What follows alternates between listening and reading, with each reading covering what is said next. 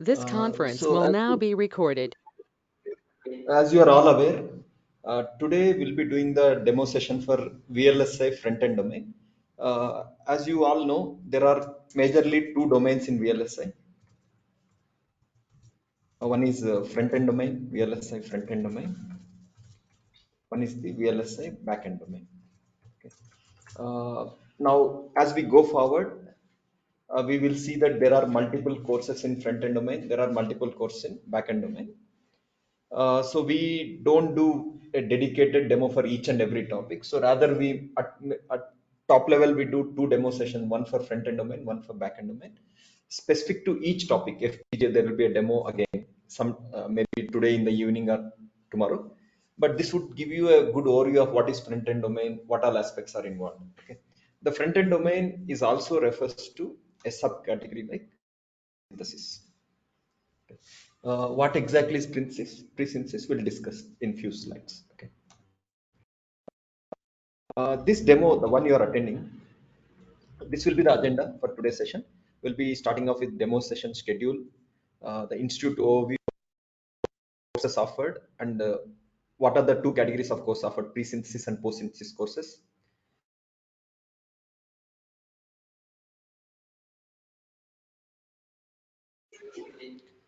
And the institute facilities and the placements and the technical aspects of the demo. Okay. What are the courses that are being offered today, basically? So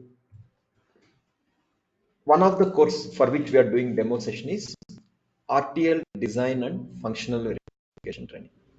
The same course can be called as front end training for freshers. Same thing is functional verification training for freshers, ASIC verification.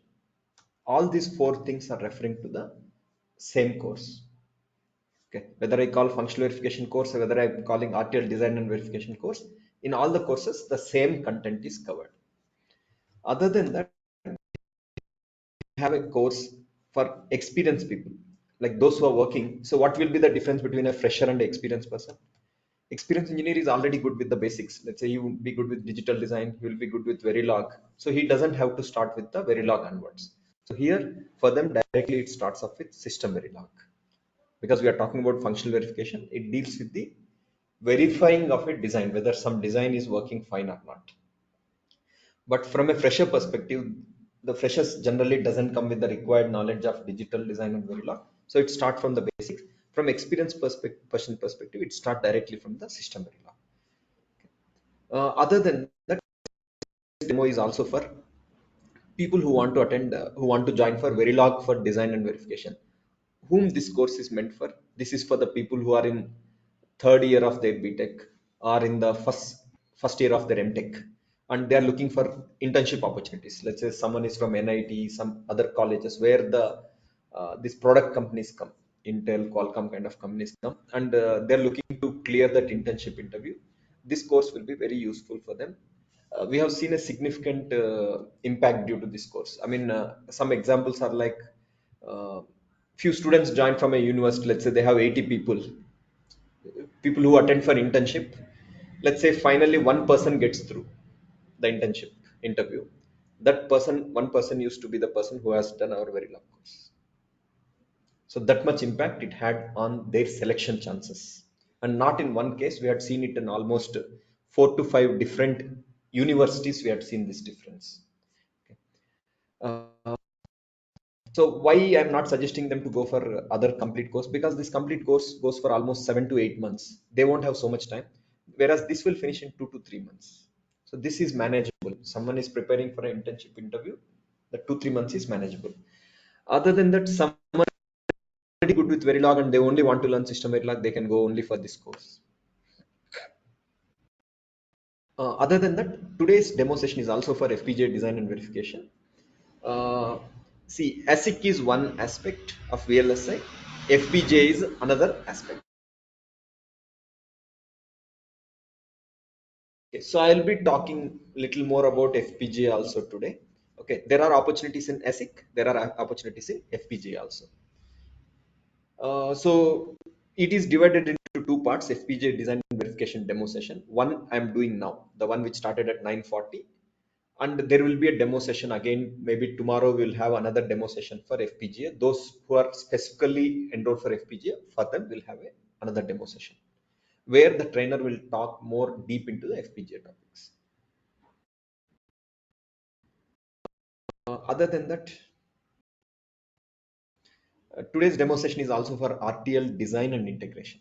See, as we study the VLSI design flow, we will understand that there are many steps involved in the making of a chip. It is not just functional verification. It's not just PD. Can someone tell me what does PD stand for?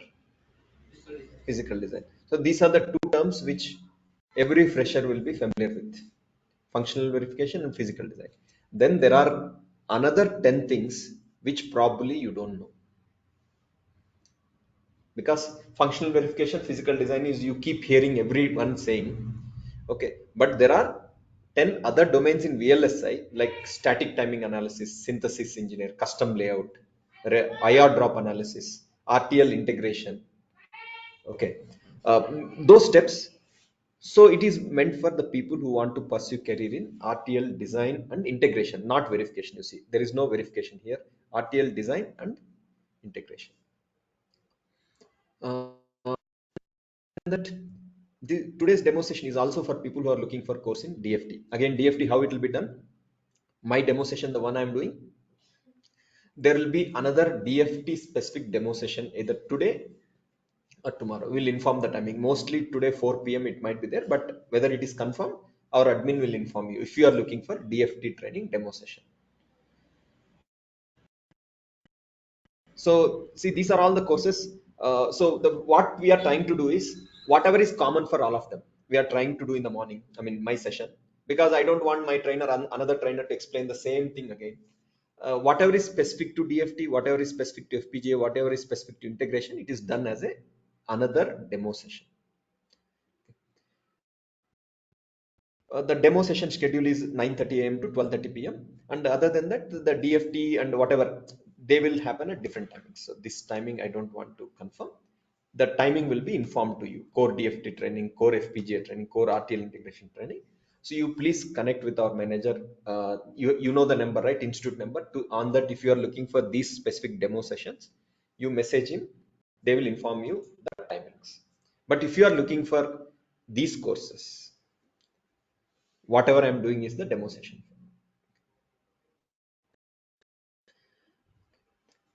This is one thing that has been keeping our institute differentiated from other institutes. Mostly the institutes are focused into two courses. I mean, any institute you go, they are focused into functional verification course. One is into physical design. At max, you'll find these two things. To my knowledge, I mean, whatever courses we have right now, we offer 30 plus courses, though not full length courses. Courses on very varying aspects, and it's not just meant for freshers. For me, it so happens that out of every two people enroll, or out of every three people enroll, actually, two is experienced people, one is a fresher. Actually, I mean, for every one fresher who enrolls, for me, two experienced people enroll. For me, it's easy because there is no competition in experienced. Because if it is functional verification, you have 10 options to choose from. It is functional verification, you have 10 options to choose from. If it is DDR course, you don't have option, you have to take my course as of now, because we offer a better course at a reasonable cost. Same, there is one more institute called as Mindshare. It is based in US. They charge 75,000 rupees. I offer the same course at 7,000 rupees. So then people who are looking for a course, I mean, doesn't mean that I offer 10 times less content. I don't offer good content. We offer a very good content.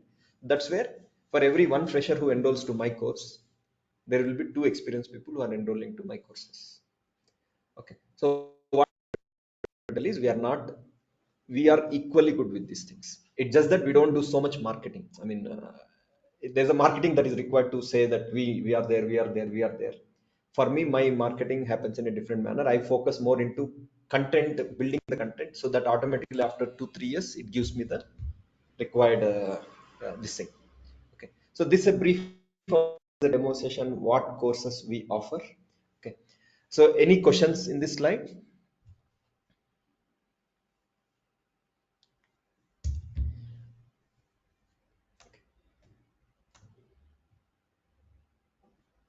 See, the someone who is looking for back-end courses, the demo session will be tomorrow, right? Today's demo session is for front-end domain. Tomorrow will be at 9:30. The back-end demo session will be there.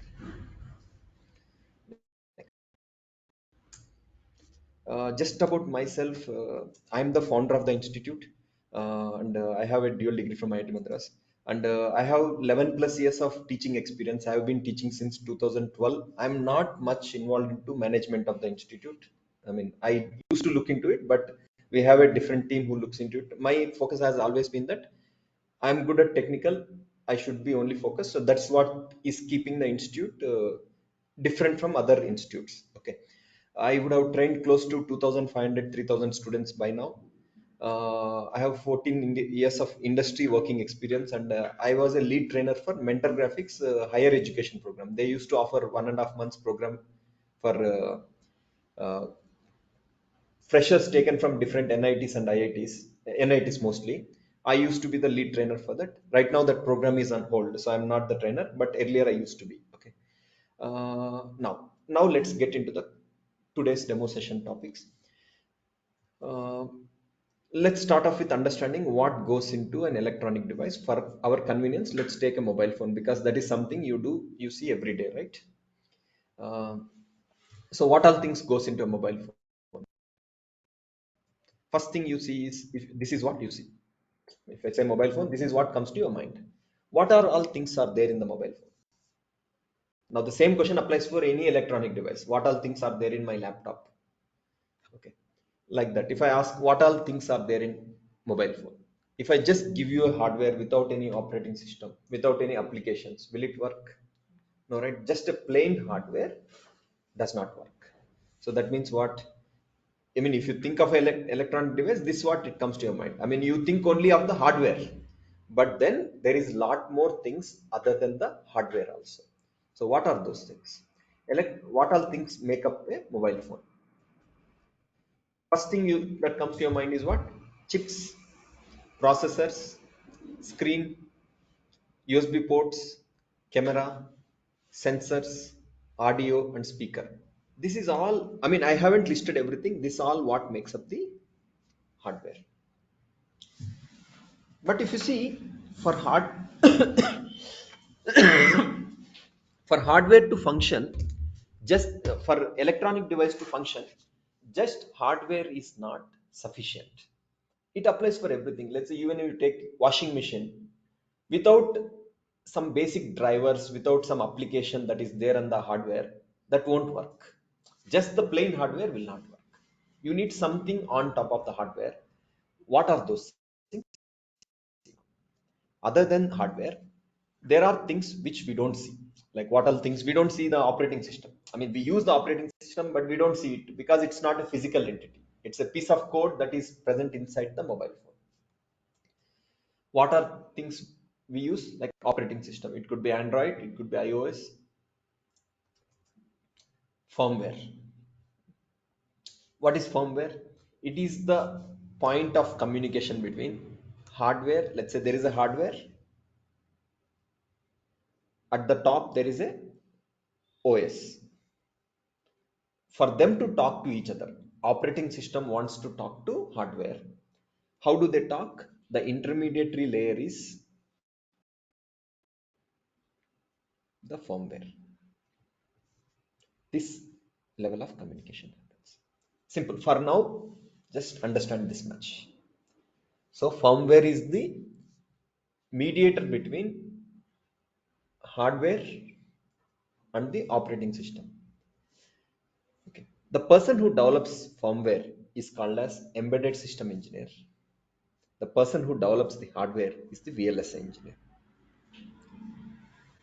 Who is the person who develops hardware engineer? VLSI engineer, or you can call him as hardware engineer also.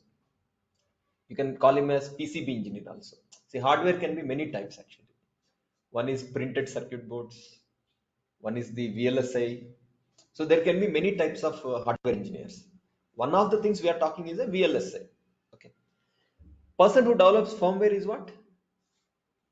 Like firmware means what? Drivers, right? All those things. They are all called as embedded system engineer. So this is the difference between VLSI and embedded system engineer. VLSI engineer is responsible for making of the hardware. He is responsible in the process which makes the product. What is the responsibility of embedded system engineer? He is not involved in making of the hardware. He is involved in developing some applications, some drivers, which acts as a point of communication between operating system and the hardware. More specifically, what he develops is called as drivers, because it drives the functionality of the hardware. What does a bus driver do? He drives the bus, right? He controls how the bus will go, when the bus will stop, when the bus will accelerate. Same way, firmware also is called as drivers. What is it driving? What is it driving? It is driving the hardware behavior. How hardware should behave, when hardware should turn on, when hardware should turn off, when hardware should go into sleep mode. Uh, all those things are driven at the firmware level. Where does the firmware will get the instructions from? It will get the instructions from the operating system. You got the idea, right? Now, firmware. What else do you see? You see applications also, right? Have you seen the applications? What all can someone tell me some examples of applications in a mobile phone? Sorry, Facebook, phone pay, right? Anything you see mobile phone, whatever you see is an application only. Actually, whatever you see, even messaging is an application only, right? Even calling, that is an application. It could be a small application, it could be a message big application, but at the end it's application. So what is the layer now? If you understand, at very top, who is there? Hardware is there, or operating system is there, or what is there at very top level? Applications are there. See, apps. Apps are installed on what? Operating system. Operating system is working with whom? Firmware. Firmware is working with whom? Hardware. This is the hierarchy. Okay. Now, as a VLS engineer, as a hardware engineer or VLS engineer or PCB engineer, whatever you call it as, or as a FPGA engineer also. Engineer is also a hardware engineer only, because he makes the hardware. Should I worry about applications? Should I be worried about what PhonePe will do? How PhonePe will work with my hardware? No, I should not be worried. Should I worry with how operating system is working? What about firmware? Should I worry about how firmware works with me? Yes, right? Because who is immediately controlling me? Who is immediately controlling me? I should be worried about them, right? How that interfacing happens to me, I should be understand. So I should have a little bit basics about how firmware works. I should not worry about how operating system works. I should not worry about how application works, at least. But if you want to gain the knowledge, yes. If you want to gain the knowledge, yes, understand how operating system works, how application works. But if you want to work into the domain, these two domains are important for you. So now, have you got the clarity how the operating systems are organized? Next. Mobile phone has 4 layers. Hardware consists of what? Processors, camera, and sensors. Then who develops the hardware? What is that person is called as? Hardware engineer. Now, hardware engineer itself can be many things. What all things can be? PCB engineer. Have you heard a PCB engineer? Yes. Then VLSI engineer. Who else? FPGA engineer. Even FPGA engineer makes the hardware. They are all hardware engineers only. They are responsible for making of the hardware. So it is not just VLSI. Okay. Firmware. What is firmware basically? Drivers. Okay. The term driver explained, right? What is driver? In an example of a bus. Okay. Uh, I will give you a very simple analogy. Bus and a driver is there, and there is a bus main office is there, head office is there. Let's say this is one of the travels, that from that office he gets the instructions. What instructions he will get? You have to reach the Bangalore within 2 hours. He will see that, okay, I have to reach Bangalore in 2 hours. That means what? I have to increase the speed. So how the bus speed is getting increased? Because he is putting the accelerator. How he is getting that control? He sometimes he is not making the decision. The person who is sitting in the central office is making the decision. So he is like the operating system. Just giving a very simple analogy. Okay, he will talk to me. Do you think he will talk to me directly? Does this person talk to the passenger? No, right? His point of communication is the driver. And whom I will talk to as a customer, I mean as a passenger in the bus, whom I will talk to? I'll talk to the driver. Whatever I have to communicate, I'll talk to the driver. And driver, based on the information he gets from various sources, let's say sometimes some incident happens in the bus. What they will do? He will stop the bus, right? So he takes the information coming from here. He takes the information coming from here. He will decide how to handle the bus. That person is called as what? Driver. Driver of the bus, right? Same way, in every hardware also there will be drivers. Okay, just that in physical entity, driver was a person, human being. In electronic system, driver is not a physical entity. It's a piece of code which decides how the hardware should behave. Whether like bus should stop, bus should go fast, bus should go slowly. What should happen? Whether AC should be turned on, whether AC should be turned off.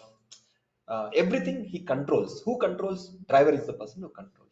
Same way, for the hardware, it's the firmware which controls. Now, if I ask you whether hardware is important or firmware is important, tell me which is important. Both are important, right? You cannot say. So same way, someone asks me whether VLSI is important, whether VLSI is good or embedded is good. Tell me which is good. Both are equally good, right? The same answer. Who develops firmware? Embedded system engineers. What is the language they use for developing? Embedded C. That's called as embedded C. That language itself is called as embedded C language. Embedded system engineer. What is the third layer? Operating system. What are the examples of operating system? Android OS, iOS, Windows, Linux. These are all OS only, right? Who develops them? Software engineer. Then what is the fourth layer? Applications, the apps that you see in the mobile, right? GPay, Maps, calling app, Truecaller, everything is an app. Who develops the applications? It could be software engineer, it could be the app developer. Even I can develop the application, right? I can sit and develop my app and I can put it into Play Store. All these four layers are essential for electronic device to work. If there are no, let's say you purchase a mobile without any applications, not much use, right? Can you have a mobile phone without hardware? All right, so everything is essential for my electronic system to work. So that means what? Everyone is important in their own respect. VLS engineer is also important, for embedded system is also important, software engineer is also important, app developer is also important. Now, since we are talking about VLSI demo session, let us only focus into VLSI domain. Okay, VLSI majorly has what? Three divisions actually, if I have to say. I mean, at hardware, if I have to talk hardware, there are majorly three divisions: VLSI and printed circuit board. That could be another division. Okay, talking about VLSI specifically, there are, what is VLSI stands for? Very large scale integration. So when I say very large scale and integration, what are you trying to integrate? We are trying to integrate the transistor. When I say very large scale, what is very large scale means? Some millions and billions of transistors we are trying to integrate. Integrate means what? Put together with each other. That is large scale integration.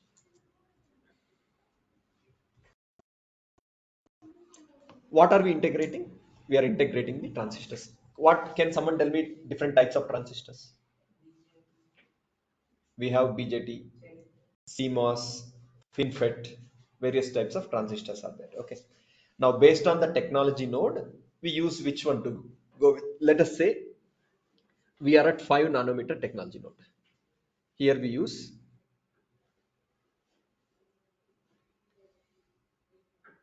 FinFET. That's up to 22, about 22 nanometer, about anything about 22 nanometer we use CMOS. Below 22 we go with FinFET. There is a reason like short channel effects and the second order effects. There are reasons why we are switching from CMOS to FinFET. Okay. Now here there are two major styles of developing VLSI chips. One is ASIC, stands for what? Application specific integrated circuit. Second is what? FPGA, which stands for what? Field programmable Field programmable gate array. So a VLSI itself has how many subdivisions? One is ASIC division, one is FPGA division. Okay. Most of the time, people think that VLSI is only ASIC. That is not the case. Okay, lot of things we use, we don't use, but lot of the electronic devices that get manufactured are also FPGA. Okay, we'll talk about these two things, then we'll move on to the further topics. First, let us try to understand the difference between ASIC and FPGA.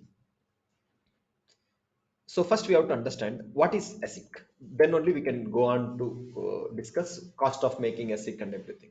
What do you think is ASIC? Please tell me.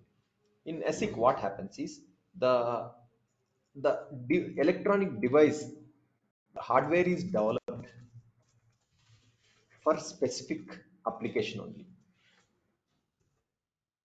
That's why the term application specific.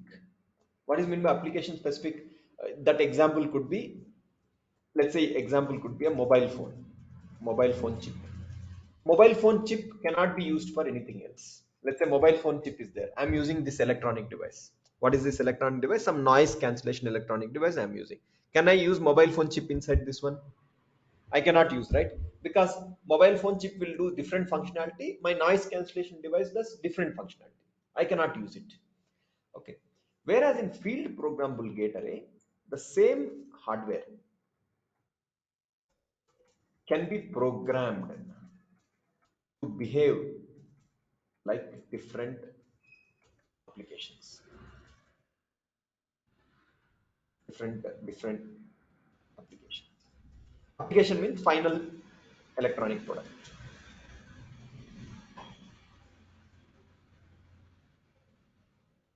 electronic device, let's call it. Same hardware, that hardware is called as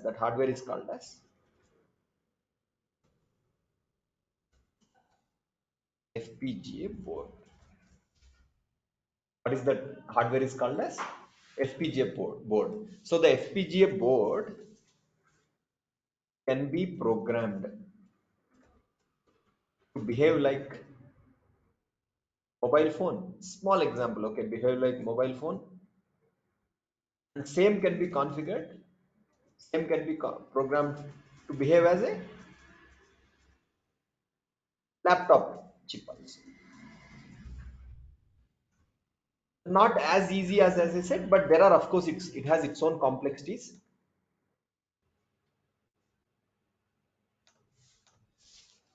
Understood the point, right? In ASIC, what happens is your flow itself is targeted to make one device only. When you start the project on day one, you know that on day one when you start, you know that by the time you want to come out with the product, your target is mobile phone. That's how the entire flow is developed. That is called as ASIC, because you are keeping in a mind one application, my mobile phone, I want to manufacture a mobile phone, I want to manufacture a laptop device, I want to manufacture a router. That's the target, that becomes application specific. In FPGA, you don't start off, I mean, see, once they use, they will target, but the thing is, the same hardware can be programmed, because it's a gate array. Gate array means what is array means in simple programming language? What is meant by array? collection of gates, right? Integer array means what? Collection of integers. Bit array means what? Collection of bits. Gate array means collection of gates. What is gate? Tell me. Is it the door gate we are talking? What is gate here? Logic gates. What logic gates? AND gate, OR gate, XOR gate, XNOR gate, multiplexer. So different gates will be there. A collection of such gates will be there. Now you program those gates to behave the way you want. And finally you get the required hardware. That is what is called as FPGA. So the same hardware can be made to behave like a mobile phone. Same thing can be made to behave like a laptop chip. Which one looks better? Tell me among these two. Which one is better? At initial look, FPGA looks better, right? Because same hardware can be used for mobile phone, can be used for laptop also. Okay. But then what is the statistics tells you is that around 20% only work happens in FPGA. 80% of the work happens into ASIC. When there is so much convenience with FPGA, isn't it convenience? Like I develop one hardware, I have an hardware, I can use it whatever I want. Here I have one thing where I have to only use it as a mobile phone. I have no option.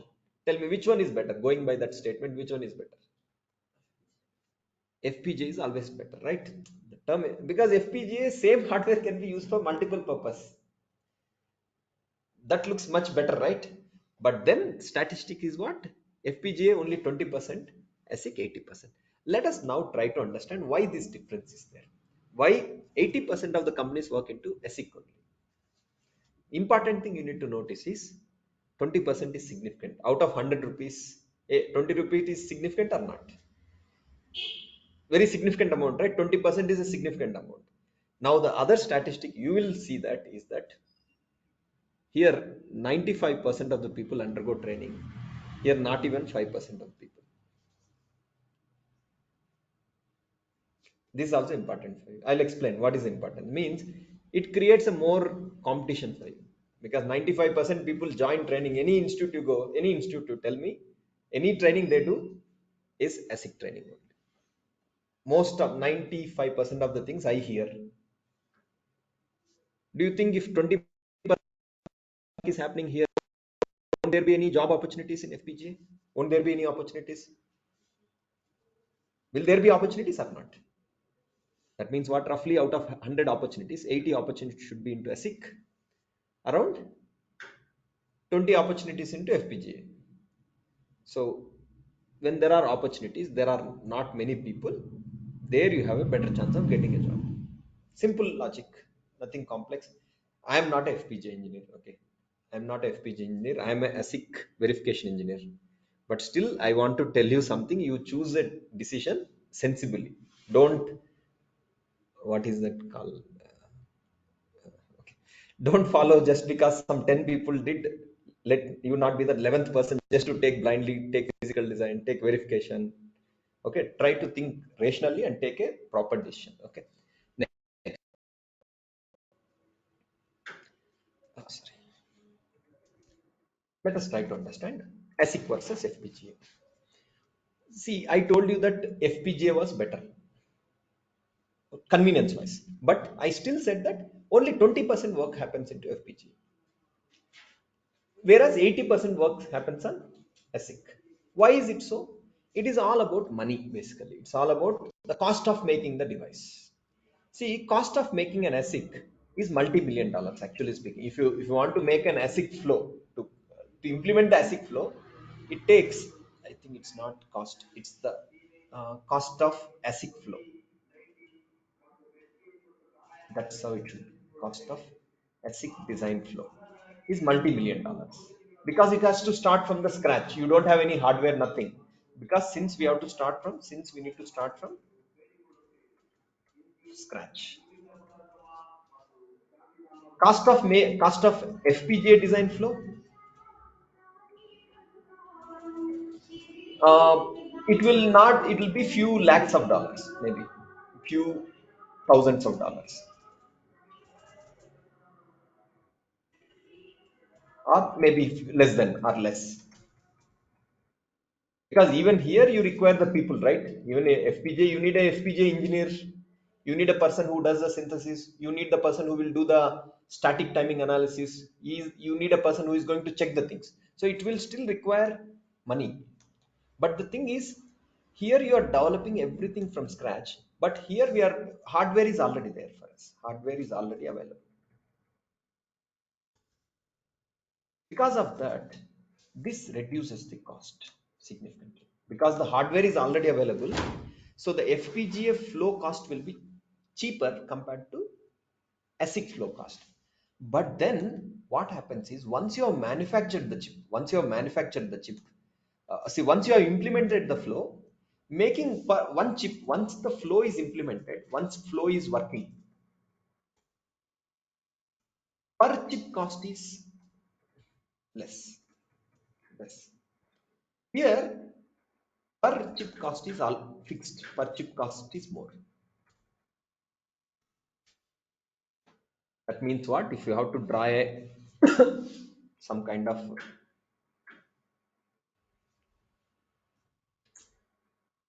diagram, if this is the number of chips you want to make, let's say, do you want to make 1,000 mobile phones, do you want to make 1 lakh mobile phones, like that, that is the number n. This this axis is for that. This is the cost. This is the cost. In FPGA, how it works is, it is always a fixed relation like this.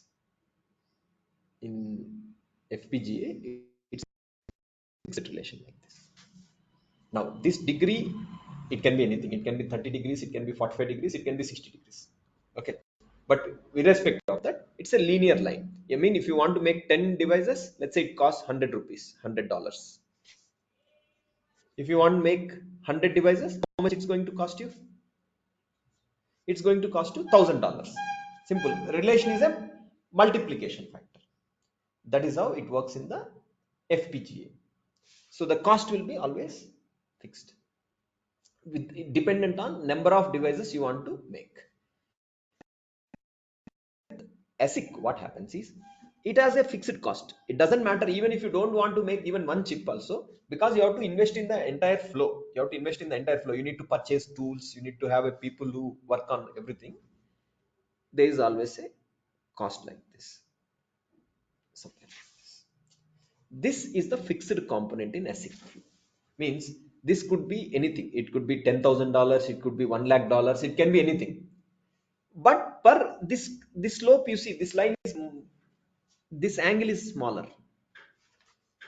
Means what? Per chip cost is lesser. Per chip cost will be cheaper, whereas in FPGA, per chip cost will be higher. Same product, finally your idea is to make a router. In case of FPGA, you don't start with any cost because you already have the hardware available. You just have to implement the that behavior in that hardware. So this crossing point is the important point, where they decide whether to go for ASIC or FPGA. Now, let's say this number happens to be 10,000. I'm just taking an example, okay? I'm taking an example. If you want to make 5,000 devices, which one is better, ASIC or FPGA? If you want to make only 5,000 devices, which one is better? FPGA. FPGA is better because 5,000 devices means what? It is somewhere here. Because if this is 10,000, somewhere here is 5,000, right? Number 5,000 will be between 0 and 10,000. So if you draw here, which one is cheaper? Red line is cheaper, or cost wise, red line is lower or black line is lower? Red line is lower, right? You can see red line is below, black line is above. So the using FPGA, the cost will be more. Using ASIC, cost will be less. Sorry. Red line is FPGA. Sorry, I missed. Okay, this is ASIC. So FPGA will be cheaper. Let's say you want to make 20,000 devices. Tell me, I want to make 1,000 devices. If I draw right line like this, which one is costlier? FPGA is costlier, right? See here, black line is below. So you will go with what? If you want to make more than, if you want to make 20,000 devices, you will go with ASIC flow. So what they do is, a company before making a decision, should we go with ASIC flow? Should we go with FPGA flow? They make a decision. They sit and do the calculation. Okay, I have to hire this many engineers. I have to purchase this many softwares. Okay, this is going to take this much time. All that calculation they do, and they finally conclude. And they will also estimate how many products I'm going to sell. Will I be selling 1 lakh product? Will I be selling only 1,000 products? Will I be selling only 10,000? I mean, 1 crore products. Everything they will make a decision. If it is mobile phone, what will be the default choice? Mobile phone sells in bulk, right? What will be the choice? ASIC will be the choice, because once you cross the limit, once you cross the threshold number, ASIC is better. This, we are looking at lower cost. We are looking at lower cost. Once you cross the number, threshold number, ASIC is better because the slope is low. If you go for FPGA, it will be very high cost. Correct. So let's not get into the calculation how we arrive at numbers and everything. For now, just remember that ASIC starts with a very high cost initially, but once you have implemented the flow, per chip cost will be less. It's like this: ASIC may take 10 lakh dollars, for example, to implement the flow. $1 million, that means. But per chip, it will only cost $10, 10 USD. Okay. Whereas FPGA won't have such a, let's say it starts with 0 rupees. Per chip implementation will be $25. FPGA starts with low cost, no, very low cost, but per chip it will cost more. But ASIC has a starting cost of lot more, because they have to purchase EDA tools, they have to have lot bigger team, everything. But per chip cost will be less. So if you just sit and do the calculation, you will get the number. I mean, if 10 lakhs is the fixed cost, what is the break even point? We can do the break even point. In this case, what is break even point? 10 lakhs, 10 to the power of 6 divided by 15. Actually, how did I come up with number 15? Because the difference between these two is 10 minus 25 is 15. When you do this calculation, you will come to 66,600 devices.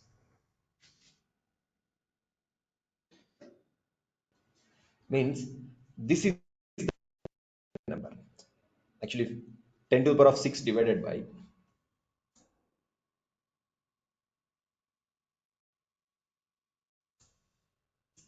66,666.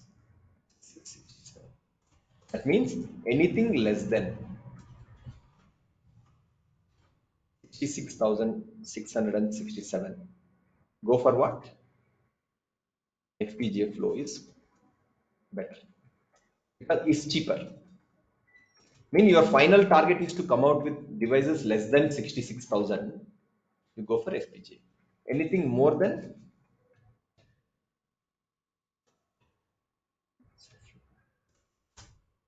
now you may say, how did I come up with 15? It's a simple mathematics. Like, see, what is the FPGA cost?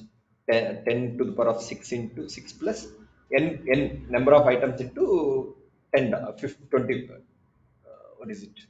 $10, right? For each chip. On the other side, n into 25. You bring one n into 10 this side, you will get the 15n. 15n equal to 10 million. So you will get that number. Okay. You understood, right? Now I can ask you a few questions. Let's say mobile phone. Mobile phone chips are required in bulk or less numbers? Bulk. So which will be more suitable? ASIC will be more suitable. So ASIC is suitable. So Oscilloscope. Yeah, please tell me. what are the circuits which go for FPGA? There is nothing like circuit. Any circuit can be implemented in ASIC. Any circuit can be implemented in FPGA. What are the applications like mobile phone ASIC? What is the application for? Which one? Please tell me. For FPGA. I will tell you that same thing. We are talking about the same thing. Okay. Oscilloscope. Do we use it in our house? Oscilloscope will it be there in my house? Do we carry it to anywhere? Where do you find oscilloscopes? Colleges, universities, right? Right. So they require in bulk or less numbers, less quantity, right? So which is suitable? Now, can't we manufacture oscilloscope with ASIC flow? We can manufacture any electronic product. Any electronic product can be manufactured using ASIC also, can be manufactured with FPGA also. It's the finally what is the cost is what people take into consideration. Let's say uh, Indian Defense DRDO is developing what is that light combat aircraft LCA Tejas LCA, right? They call, you have heard? Okay. Uh, Tell me, will they manufacture 1 million aircraft or in thousands only? Thousands only, right? So what do they go for? Other reason why they will go for FPGA is quick. ASIC takes time, 7, 8 months, 9 months time to prove that product is working. This phone, which I purchased, let's say last year, it didn't get manufactured in one month. It took almost 2 years for the idea to convert into phone.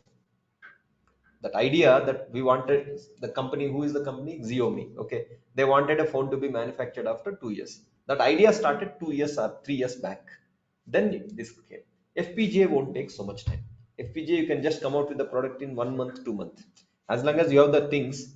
It doesn't take so much time as ASIC. That's the point. I mean, it may not be 1 month, it could be much longer also, 3 months, 4 months also, but significantly lower than ASIC. Now you understood, there is nothing like everything can be manufactured, any electronic device can be manufactured in ASIC also, FPGA.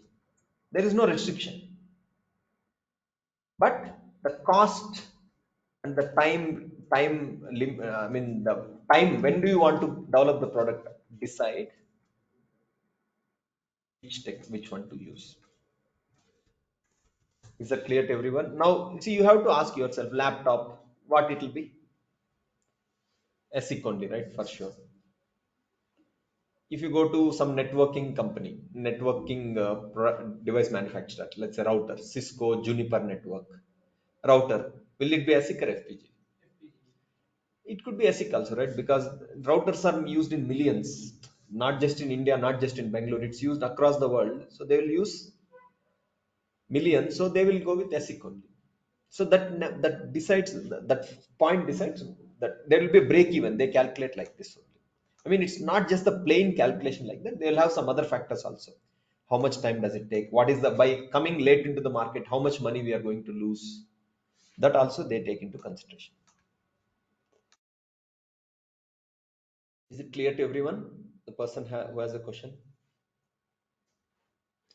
Okay, someone who is not able to see the screen completely, I mean presentation, they have to close in the top. In the top you will see who is talking, there you have to hide everyone. If you go to the GoToMeeting application, if you are seeing my screen to be very small, you have to go to the application, in the wherever window is there, right? You, if you hide everyone, who is talking will option will come there. If you hide everyone, you will see a bigger screen, my entire screen you will see there.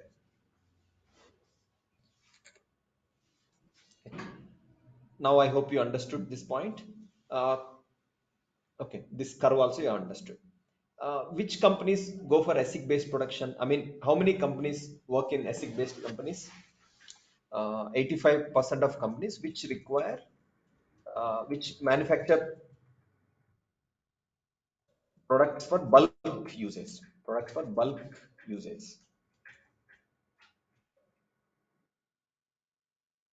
Which manufacturer?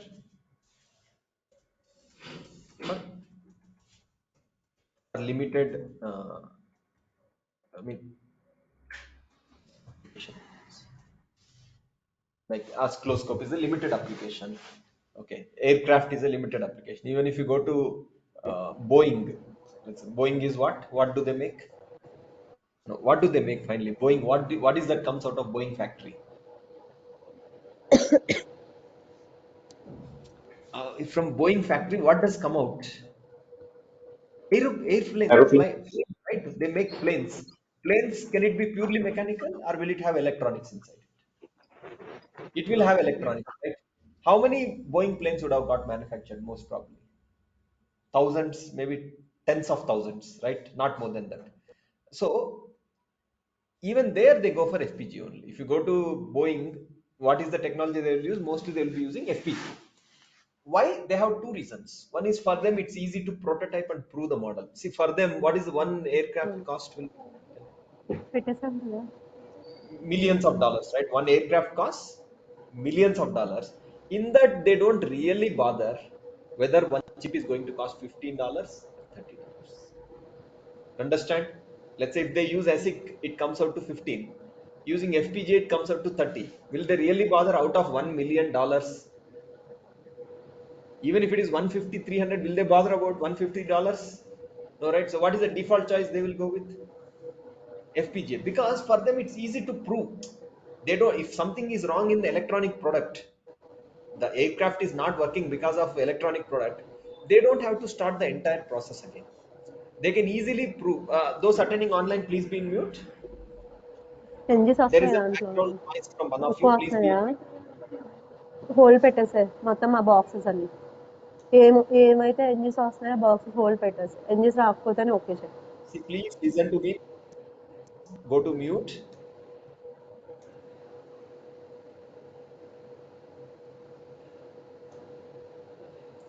There is a background noise from one of you. Please be in mute. How do I mute? Right. So you understood, right? If you talk about Boeing, Airbus, for them that few tens of dollars or few hundreds of dollars doesn't matter at all, because final product is very costly. 1 million, many multi-million dollars. The aeroplane will be what? Multi-million dollars, right? In those cases, they will definitely go for FPGA only, because for them time is more valuable than the few $100 they save per chip. That's the reason you will see a lot of companies working into FPGA also. Is that clear?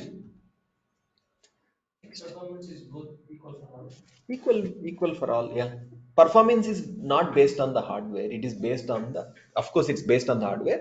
Finally, when they close the hardware, they will have to tell at what frequency it's going to work. That is what gives the performance. So both FPGA and ASIC will give a good performance. Equal. There's nothing equal. Then you can, if you say there are two apples, are they equal? No, right? You cannot say both are equal. There will be some differences, but you can compare. Okay, both of them are equally weighing.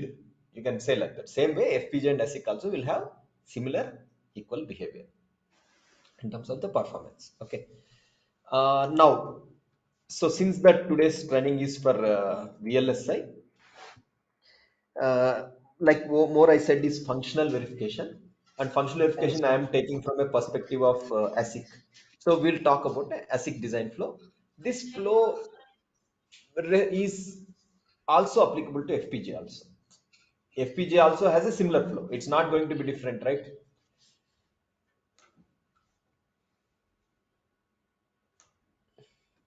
So let us try to take one analogy to understand ASIC design flow. Analogy we'll take is house construction flow. Okay. You can say ASIC flow is similar to house construction. How does your house construct? How does it start? It starts with requirements. What is the requirements means? What kind of house do you want? Right? It could be many things that make up a house, right? How many rooms do you want? How many floors do you want? Everything. right? Once you have a requirement, where do you go to? You go to a house architect. You go to an architect. What does architect will give you? He will take requirements as an input. See, whatever is this becomes input to the next stage. What will give you? Architect will give you architecture diagram, various plans, plinth, electric plan, plumbing plan, everything he'll give you the diagrams. Okay. Then once it is done, whom do you go to? You go to a contractor or mestri. What is the input for him? What is the output of this stage becomes input to this person. Whatever is the previous stage, his output is the input to the next stage.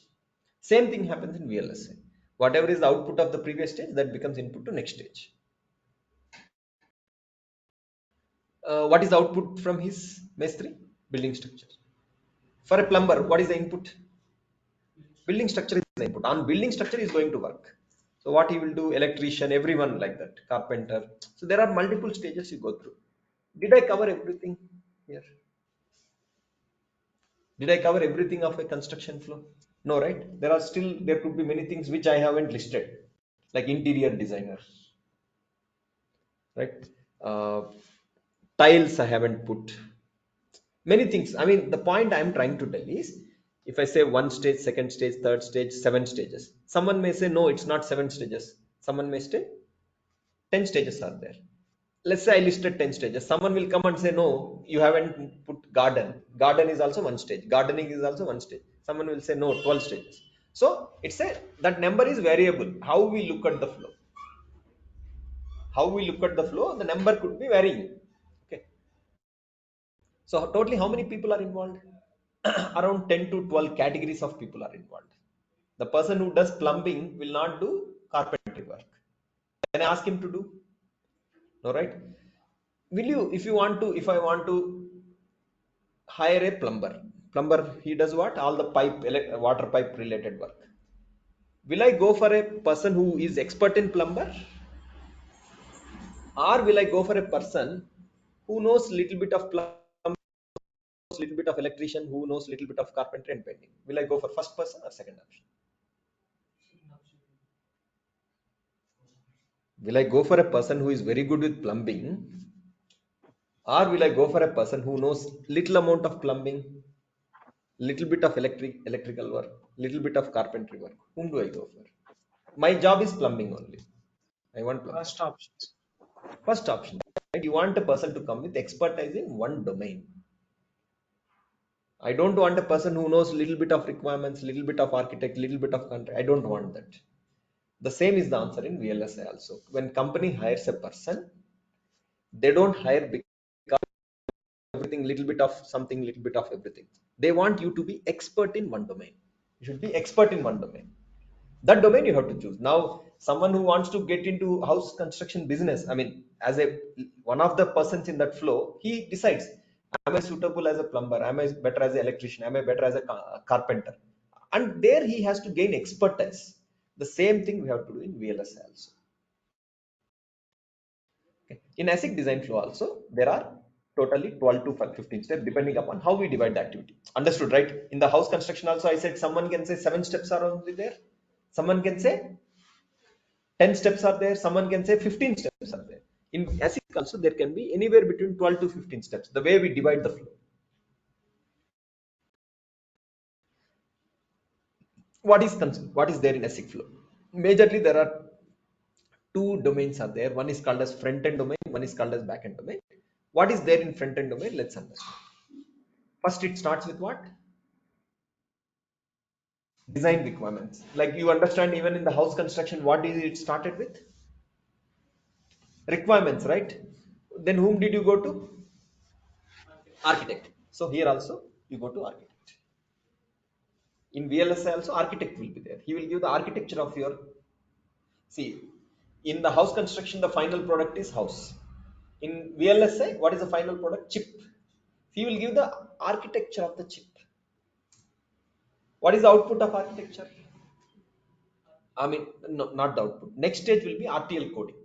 RTL coding is similar to saying Mestri job. He is developing the things as per the architecture.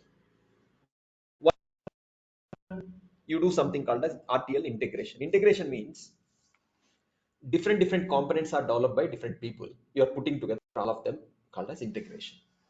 You're integrating the things. Once integration is done, you have to check whether that is working fine or not. Okay, whether this design RTL coding, RTL stands for what? Register Transfer Level. Whether that code is working fine or not is checked as part of the functional verification. So you do design for testability at the RTL level. Okay. Then, so with this completes the front-end domain flow. Then starts the back-end domain flow. Back-end domain flow starts with synthesis. What is synthesis? The process of converting the Verilog code into gate level. What is the synthesis means? Process of converting Verilog code, RTL code will be the register transfer level. It's like more like English. Always at positive edge of clock, do this. If this is the condition, do this. Else, do this. That is what I mean by RTL code. That need to be converted into gates, logic gates. That is called as synthesis. Next, once it is done, we do DFT at the gate level. See here, earlier we did DFT at RTL level, then we are doing DFT at the gate level also. Once it is done, what is the next thing we do? Physical design we do. What is physical design is, we have here lot of logic gates. How many billion logic gates? Let's say billion means what in crores, 100 crores. Billion is 100 crores. That 100 crores need to be fit into very small area. Let's say it can be 1 centimeter, 1 centimeter, 1 square centimeter. You have to put how many gates? 1 billion gates. That's a very challenging, right? So that is what a physical design engineer does. It's not just placing. Understand? It's not just placing. For every gate, you need to give the voltage connection, right? Because every transistor, if I take inverter, let's say this is my inverter, how do I draw the CMOS level circuit for this? What is this called as? Is it PMOS or NMOS? One in the down. One in the down, is it PMOS or NMOS? NMOS, NMOS. One in the top, PMOS. PMOS, right? For everything, we require a voltage connection, VDD connection, ground connection. How many things are going into this? Billion transistors are going. Let's say, imagine my house, there is one bulb, there is no electric wire is going to that. Will that bulb turn on? I didn't give any, I have only put the bulb, but I didn't give any electric connection to that bulb. Can I switch on and switch off that bulb? No, right? Same thing happens in the chip also. If there are 1 billion transistors, how many connections you have to do totally? 1 billion connection. How many? Imagine 1 billion connection. What is 1 billion connection? Do one thing. See, whichever room you are sitting, just count how many connections are there. Electric connections are there. Whichever room you are sitting, if someone is attending online, how many connections are there? Hardly I can see 1, 2, 3, 4, 5, 6, 7, 8. In my room, the room I am sitting and room where I am doing teaching, how many connections are there? 8 connections. So 8 connections are going to where? One going to the projector, one going to 3 lights, 2 connections are going to 2 fans, one going to the router. Okay, if I count, maximum 10 connections are there, or 8 or 10 connections are there. For imagine electrician, how difficult it will be for him to pull 10 connections. It is difficult for him actually. Okay, now imagine 100 crore such connections has to be done in a how much area? And here at least he has a flexibility. How much flexibility he has got? He has got a very bigger room. Room is very big. Please be in mute. Please be in mute.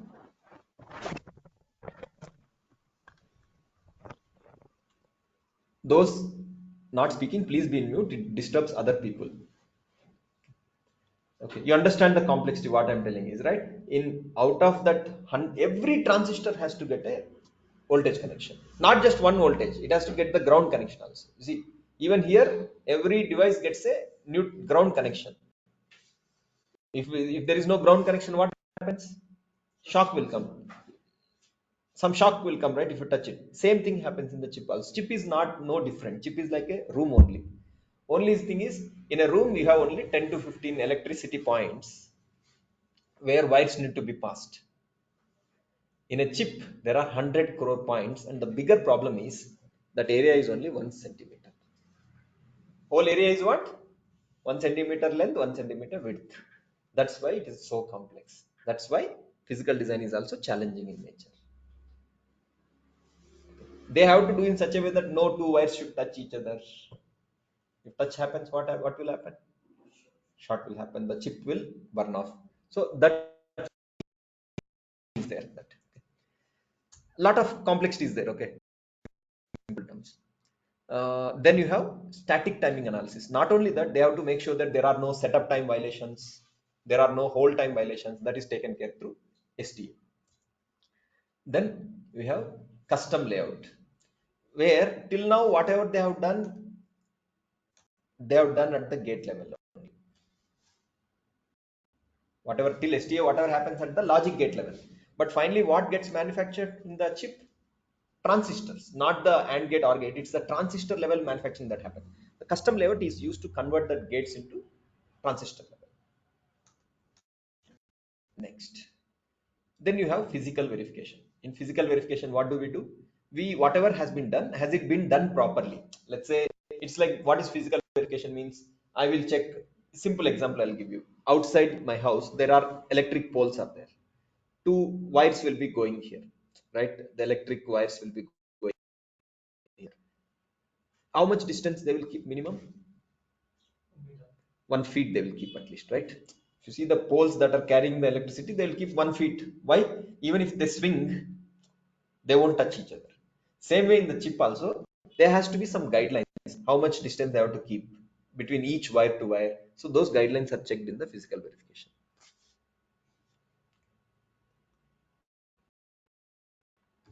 Then finally, once everything is done, you do something called as GDS2 extraction. You extract. GDS2 means it'll tell you if this is the silicon, where the doping should be done, where the metal should be present, where the polysilicon should be deposited. Everything it'll tell you. For each and every point in the chip, it'll tell you where, how much doping, what, where to deposit metal, where to deposit oxide. Everything it'll tell you exactly. That is called as GDS2 extraction. I mean, this is the file which will tell how the manufacturing should be done. That will tell you that you have to do etching for 10 nanometer.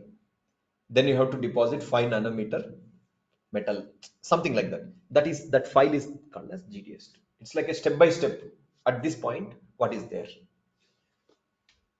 Once it goes for fabrication. Then you have chips coming out. Now, whatever chips comes out, that also you can't guarantee that every chip is working fine, right? Because you purchase mobile laptop. Does every laptop work perfectly? Same brand? No, right? Some laptops may not work because of the chips are faulty. That process of identifying which out of 100 chips, which are good, which are bad, that process called as post silicon validation.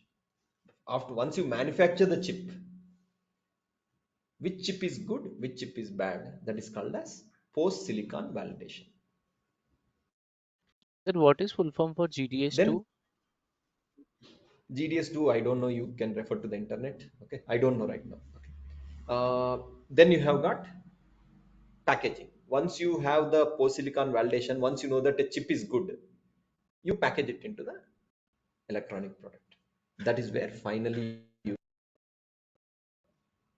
this thing. So by the time that mobile phone comes to your hand, it all happened. Okay. So is that clear to everyone how this is working? Okay. So this is a brief about VLSI ASIC flow. Okay. Let us do one thing. We will take a break for 10 minutes.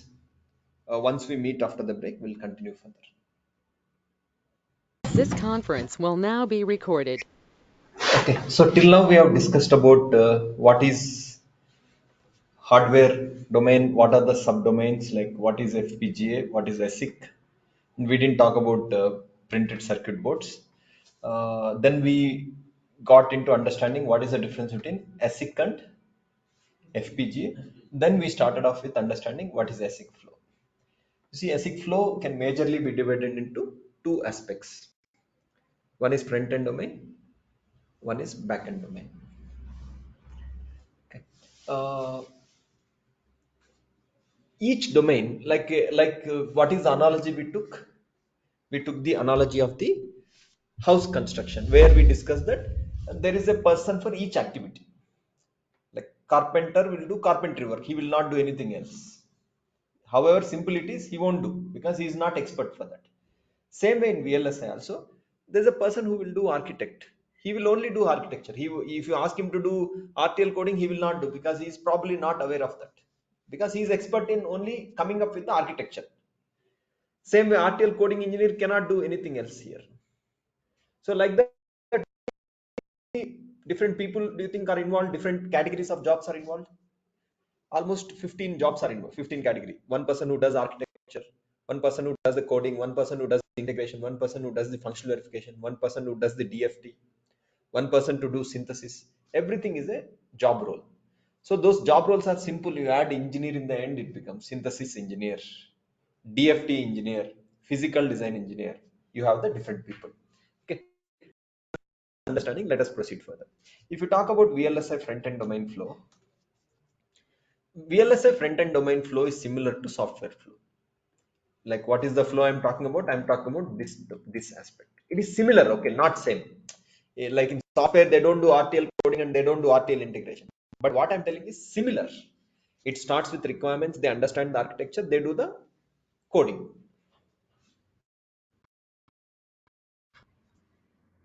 Software engineer, what is the skill set required? Programming languages. Programming languages like C, C, Java. It can be any other language also, right? Understand the requirements, develop the algorithm and implement those algorithms using C or C++ or Java. This is what a software engineer does. Do you agree with that? Right? Testing of the logic also you should be able to do. Okay. What does a VLSI front-end domain engineer does? He has to learn, like the way he is learning C, C++, Java, he has to learn Verilog, SV and UVM. So Verilog is similar to C programming. System Verilog is similar to System Verilog. Sorry, System Verilog is similar to C++. UVM is similar to Java. Similar actually. I mean, how much similar is? System Verilog is object-oriented programming language. C++ is object-oriented programming. Same is the difference. Here, when you move from Verilog to System Verilog becomes object-oriented programming language. The relation between C, C++ is the relation between Verilog and S. If you ask me, are they the same? Then C language and Verilog same? No. If they are same, then there was no need for two languages, right? It would have been only one. But there, to some extent, but there are some similarities are there. What is this? What is that front-end domain engineer does? Reading the design specification. Like here, reading the understanding the requirement, he reads the design specification and implement the requirements using various protocols. Here they need to learn algorithms. Here we need to learn protocols. What is software engineer need to learn? Algorithms. VLSI engineer need to learn the protocols. What is meant by protocol? DDR protocol, AXI protocol, SPI protocol. You would have heard of some of these protocols, right? These protocols I'm talking about.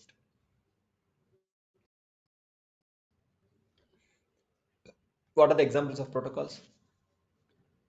USB, PCI Express, DDR, SPI. There are tens of protocols are there. Like PCI Express, you might have heard. Uh, SD card protocol, MMC protocol. Okay, these are the similarities. What is the difference between VLSI and software? Software doesn't involve backend flow. See, in VLSI backend, what are we doing? Once the code is there, we are starting from the code till you manufacture the chip. That entire flow is called as what? Backend flow. And you understood the point? In VLSI, you have a code, Verilog code, that need to be converted to a chip. That whole process is called as backend flow. The software doesn't require backend flow. Why software doesn't require backend flow? Because in software, you don't have to make a chip out of software. Software is used as a software itself. So if you have to install a software, do you purchase a device or do you download it and install it? You download the software and you install it. There is no hardware involved there. So hence, software doesn't involve backend flow. That means software, if you go to software engineer and ask, do you do synthesis? Will you do synthesis? He will not do synthesis because he doesn't have to make the software into a chip. Will you do physical design? No. Will he do static timing analysis? No. So that is difference. Backend flow is what? Process of converting the code into chip. But as you know, software is only the code. It is no hardware. So there is no chips, doesn't have any concept of patch. See, here comes the important aspect. Why VLSI flow is very important is, in a software, if you take a software, you are using one application, let's say, phone pay application you are using. What does PhonePe do? It is used for making the UPI transfers. Okay. There is a bug in the PhonePe. There's a bug which nobody has detected. Suddenly it started showing the bug. Can we fix that bug later?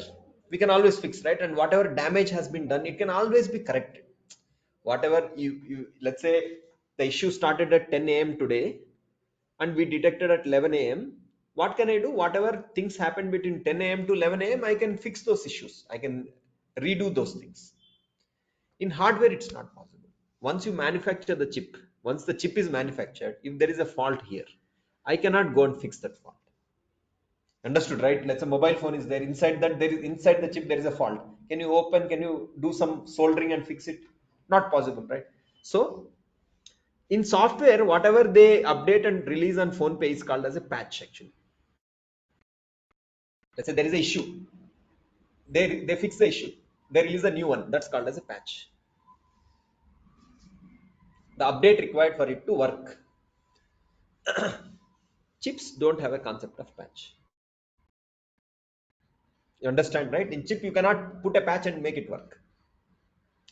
What does it mean? One time you do, it has to be the perfect. In software,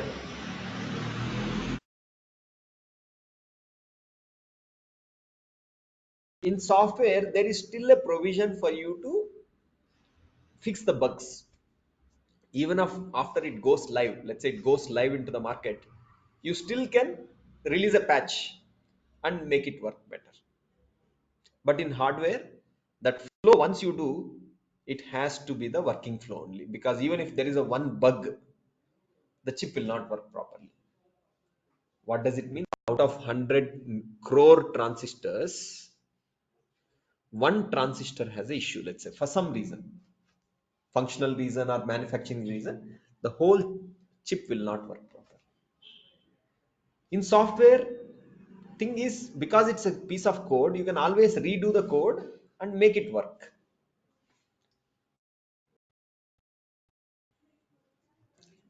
Next, now let us talk about the pre-synthesis flow, that is VLSI front-end flow. These are the steps involved. What are the steps involved? It starts with requirements, architecture, design, integration, and functional verification. Then you have backend flow, which is post-synthesis. It goes through many stages: synthesis, GLS, DFT, physical design, static timing analysis, custom layout, physical verification, fabrication. Then you have post silicon validation. After post silicon validation, what do? Once you have the chip, you do the packaging. You package the product, right? Finally, so that you can sell the package. Can I sell the chip?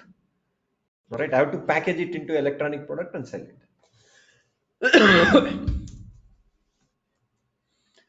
So based on these roles, different job roles are there. The person who does design requirements, who gathers the design requirements, is marketing team. Every company will have a marketing team who will gather the requirements. The person who does architecture is design architect. The person who does RTL coding is RTL design engineer. The person who does integration is integration engineer. The person who does functional verification is functional verification. See, all we are doing is we are just keeping engineer in the end. Otherwise, everything else is same. So, uh, Yeah. what is difference between DFT at RTL level and DFT at gate level? Front end and back end, what's the difference? And the second question is, what is RTL integration engineer's role? See, what is RTL integration is, first of all, RTL integration means if you take a chip, go here and just search. Someone asked for what is GDS? GDS stands for graphical data stream, graphics data stream, graphic data stream. Okay. If you take a chip SoC, OMAP, any chip you take, or Snapdragon, Qualcomm, Snapdragon, SoC, go to the images. They are not releasing the chip. Okay. Just take this diagram. What is on the right hand side? This is developed as a one Verilog code. This is developed as another Verilog code. This is developed as a Verilog code. This is developed as Verilog code. Entirely, what is it overall? Modem subsystem. What they do is person A has developed this. Person B has developed this. It can be a person, it can be a group of people called as a team. Team C has developed this. Team D has developed this. Now team E will take all this and put together and develop modem subsystem. It is called as RTL integration. What is RTL integration? Person A developed one module. Instead of person, let's say team. Team B developed another module. It's a Verilog code. Team C developed another code. Team D developed another code. They will put together everything and make it work like a modern subsystem. That is called as RTL integration. The person, when I am developing, it is called as RTL design. I am coding the thing. When I am putting together, it's called as what? What is it called as? Putting integration. Integrate. You are putting together everything. That's why it's called as integration. Now integration. Already one team has developed modem subsystem. Another team has developed multi-core subsystem. Another team has developed multimedia subsystem. Some more developed this one. Putting together everything. What is again it's called as? It is also called as RTL integration. One is subsystem level RTL integration. One is the chip level RTL integration. Is it clear to you now what is RTL integration? Yeah, but the skill set again is Verilog and system Verilog, right? They would write the interfaces. What is, tell me what is system Verilog you are telling? I mean, to integrate those modules, they would use again same skill set as the one who would develop one module. Like they would Yes. write the interfaces. So skill The set would be same. skill set will be similar, but the expertise required is different because they need to worry about how they interface with each other. That's the expertise they need to understand. So RTL Okay. integration engineer doesn't require core coding skills. He don't need to be expert in coding, but he needs to understand how this flow works, how the component connectivity works, what to keep in between the components, whether to use synchronizers, these kind of things he is focused on. Okay. Whereas a person who is coding, he is not worried about what is happening at the interface. He is more concerned about in developing the code properly. Okay. Hmm. Okay. Now the coming to the second question about DFT at RTL level, DFT at gate level. What is DFT stands for? DFT stands for Design for test. design for test. So what is the purpose of design for test? Develop the design so that develop the design so that it can be tested easily.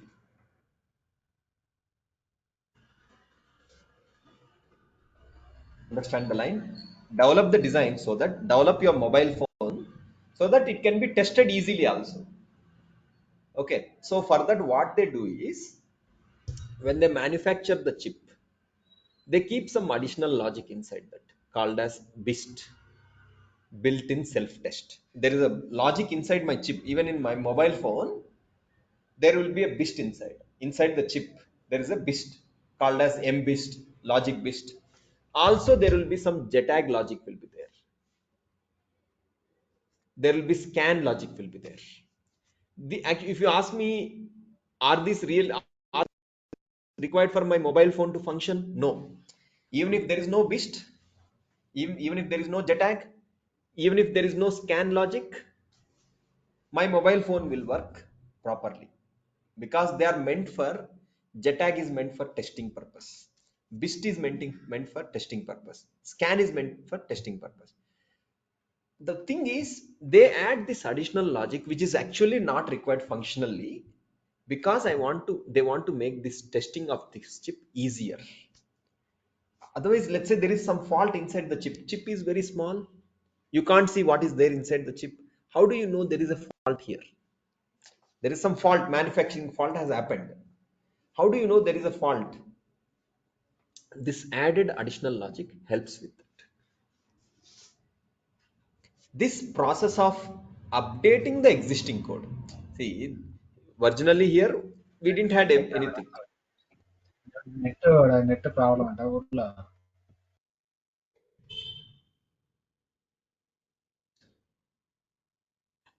If you go here, at the RTL integration level, there is no DFT present. There is no scan. There is no JTAG related update. There is no built-in self-test update. What are the three things we discussed? Scan, JTAG, and BIST, built-in self-test. That logic is not there. But they want to make the design in such a way that testing becomes easier. It's like someone gives me this chip and tells me that find whether it's a faulty chip or good chip. That logic, additional logic inside, see, it's like if this is my chip, sorry, if this is my chip, major part of the chip is functional part only, remaining is testing part. Don't think that it will come in the border. I'm just showing you, okay, some part of the logic will be for testing purpose. That logic is called as scan logic, ATPG logic, BIST logic. Only if that logic is present, checking of my chip becomes easier. So that insertion of the scan, insertion of the JTAG, insertion of the BIST can be done at RTL level also, can be done at the gate level also. Because few things need to be done at RTL level only, few things need to be done at gate level. So that's why. Is it clear to you now? Yes, and GLS also forms part of DFT, right? Gate G level simulation. not part of the DFD. No. Gate level simulation is a different thing altogether. Actually speaking, GLS, gate level simulation, is more part of a functional verification because you are checking the functionality at the gate level. Whatever you do at the RTL level, whatever functional verification done at the RTL level, same thing when you do at gate level, it's the same job. So it's more of a subcategory of a functional verification. Okay. Okay. Is that clear to you? Yeah. Okay. Now the question is, what if DFT is not done? Let's say if there is no DFT engineer, what will happen? What will happen is, once a chip is manufactured, it becomes very difficult to figure out whether the chip is good or chip is faulty. If you release the product just like that without testing, what will happen? 100 mobile phone will come to the market. Out of them, I don't even know which one is good or which one is faulty. So it is the DFT engineer which enables that to happen. Okay, he adds what are the three logics he's going to add? Scan, BIST, JTAG.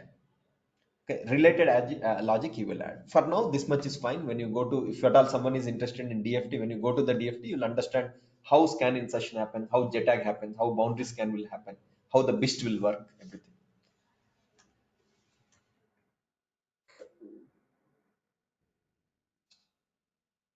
Yeah, yeah.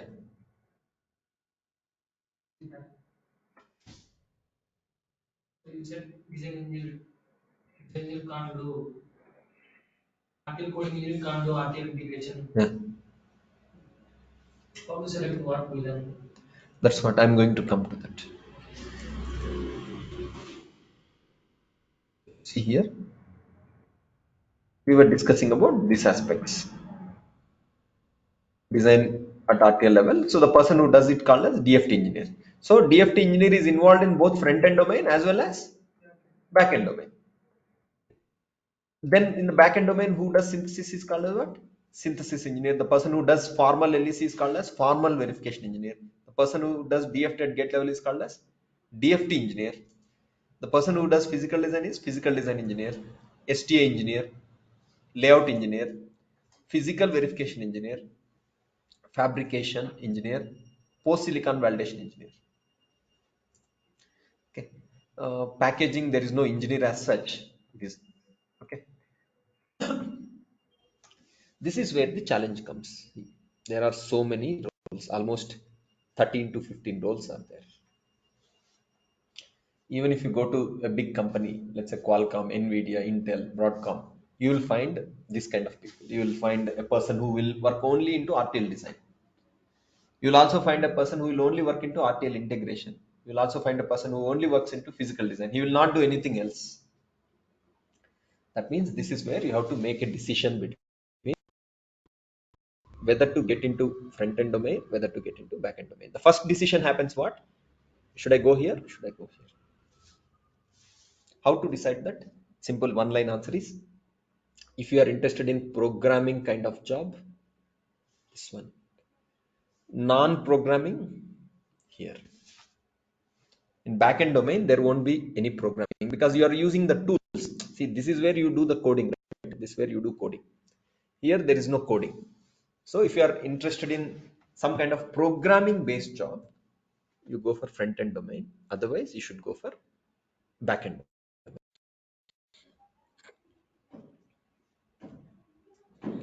Typically, what happens is, if you talk about any company, let's say we are talking about a specific company. It could be Qualcomm, it could be Nvidia, it could be Samsung, any company which is making their own mobile phone chips. Let's say Apple also making their own mobile phone chip. Their total team size will be, let's say, 50. Just a hypothetical number. Okay, if you ask me, if I go to Qualcomm, will I find 50 people in a team always? No. It could be 60, it could be 40, it could be 100, depending upon the complexity of the project. If there are 50 people, majorly how many domains are there? Two domains are there, front end domain, back end domain. Around 30 people will be into front end domain, around, okay. Around 20 people will be into back end domain. Now it could be, number could be varying, okay. Nobody can tell exactly 30. Where is 30? Where is the 29%? It can be plus minus 2, 3, plus minus 3. Anything can be possible, okay. Out of that 30 people, one will be the architect. Around 4 to 6 people will be into the design team. Now design team includes RTL design as well as RTL integration. Both put together, how many people will be there? 4 to 6 people. And remaining all people will be where?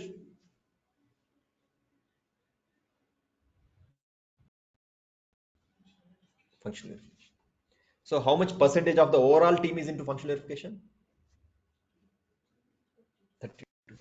That means if there is a, let's say you go to Qualcomm or Intel, Nvidia, you ask a person, you pick a person, hardware engineer, you ask, who are you randomly? 30% to 40% chance is that he will be a verification engineer. Okay. If you go to backend domain, there are around 20 plus people. Okay. DFT will be 2 to 5 people. Physical design will be around 10 to 15 people, which is around 20. What does it again mean? If you go to a company, product company, you pick a hardware engineer, you ask him, what are you? What is the chance that he will be a physical design engineer? 20 to 30% chance.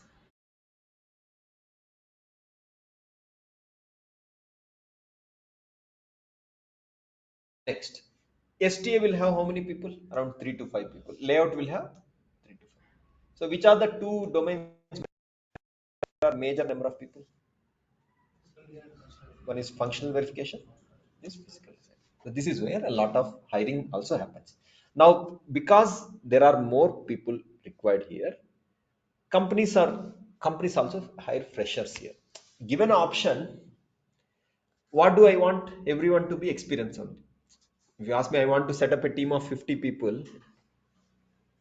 Okay, if I have as much money I want for doing the project, someone who is on top of me tells me that you take whatever is the cost. Okay, then I will go for whom? I will always go for everyone experience only, because experience is the person who will always contribute immediately. Fresher doesn't contribute immediately, right? But then what happens? Every project is limited by a budget, because they have to execute the project in a limited budget. So there, they choose: can we hire freshers who can do some activities, who can reduce the cost, and then eventually they becomes the experienced people by next 1 or 2 years. Do you think is the more scope for hiring freshers? Here, here. Because here anyway one person is there. Will you hire fresher or will you hire experienced person? Experienced person, right? If you want to construct a house, will you go to a fresh, new architect, or will you go to an architect who has 15 years experience? 15. Even if it means cost more, paying more amount, I will still go for a experienced person only. Same thing also, where there are only 4 to 6 people. Whom do I go to majorly? Experienced people only. Less of freshers. So going by that logic, to go again deep into it, fresher hiring happens here, here, here, and here. You may say there are only 2 to 5. How can a fresher they hire? They do hire there. DFT also has a fresher requirement. Layout also has a fresher requirement. See, it's not there is no definition like fresher experience. The point is about a fresher can be as good as experience if he puts the right effort, right? So going by that logic, companies hire freshers in functional verification, DFT, physical design, and layout. So majorly 4 domains they hire.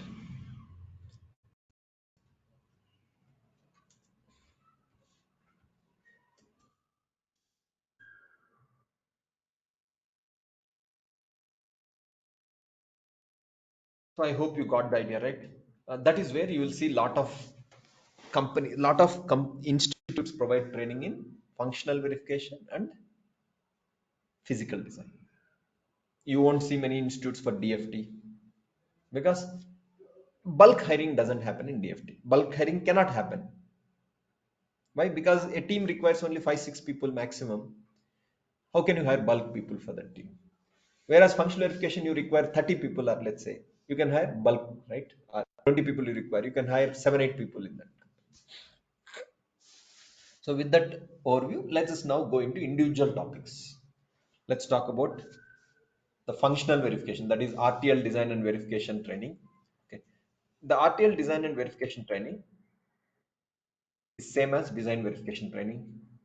It is same as ASIC verification training. It is same as functional verification training. See, it doesn't matter whether I call it as this one, this one, this one, this one. All of them are exactly same. What is the mode of training? Mode of training is offered in full week, online mode, offline mode, hybrid mode. Hybrid mode is one. Some sessions you attend online, some sessions you come to institute and attend. That is possible. Weekends only is also possible. You can only enroll for weekends only mode. That is also available in online, offline, and hybrid mode. Those who attend weekend only, they get access to all the recorded videos for entire course duration. Those who attend full week, they get access to recorded videos for 10 days duration. Recorded video of every session for access for 10 days for every session.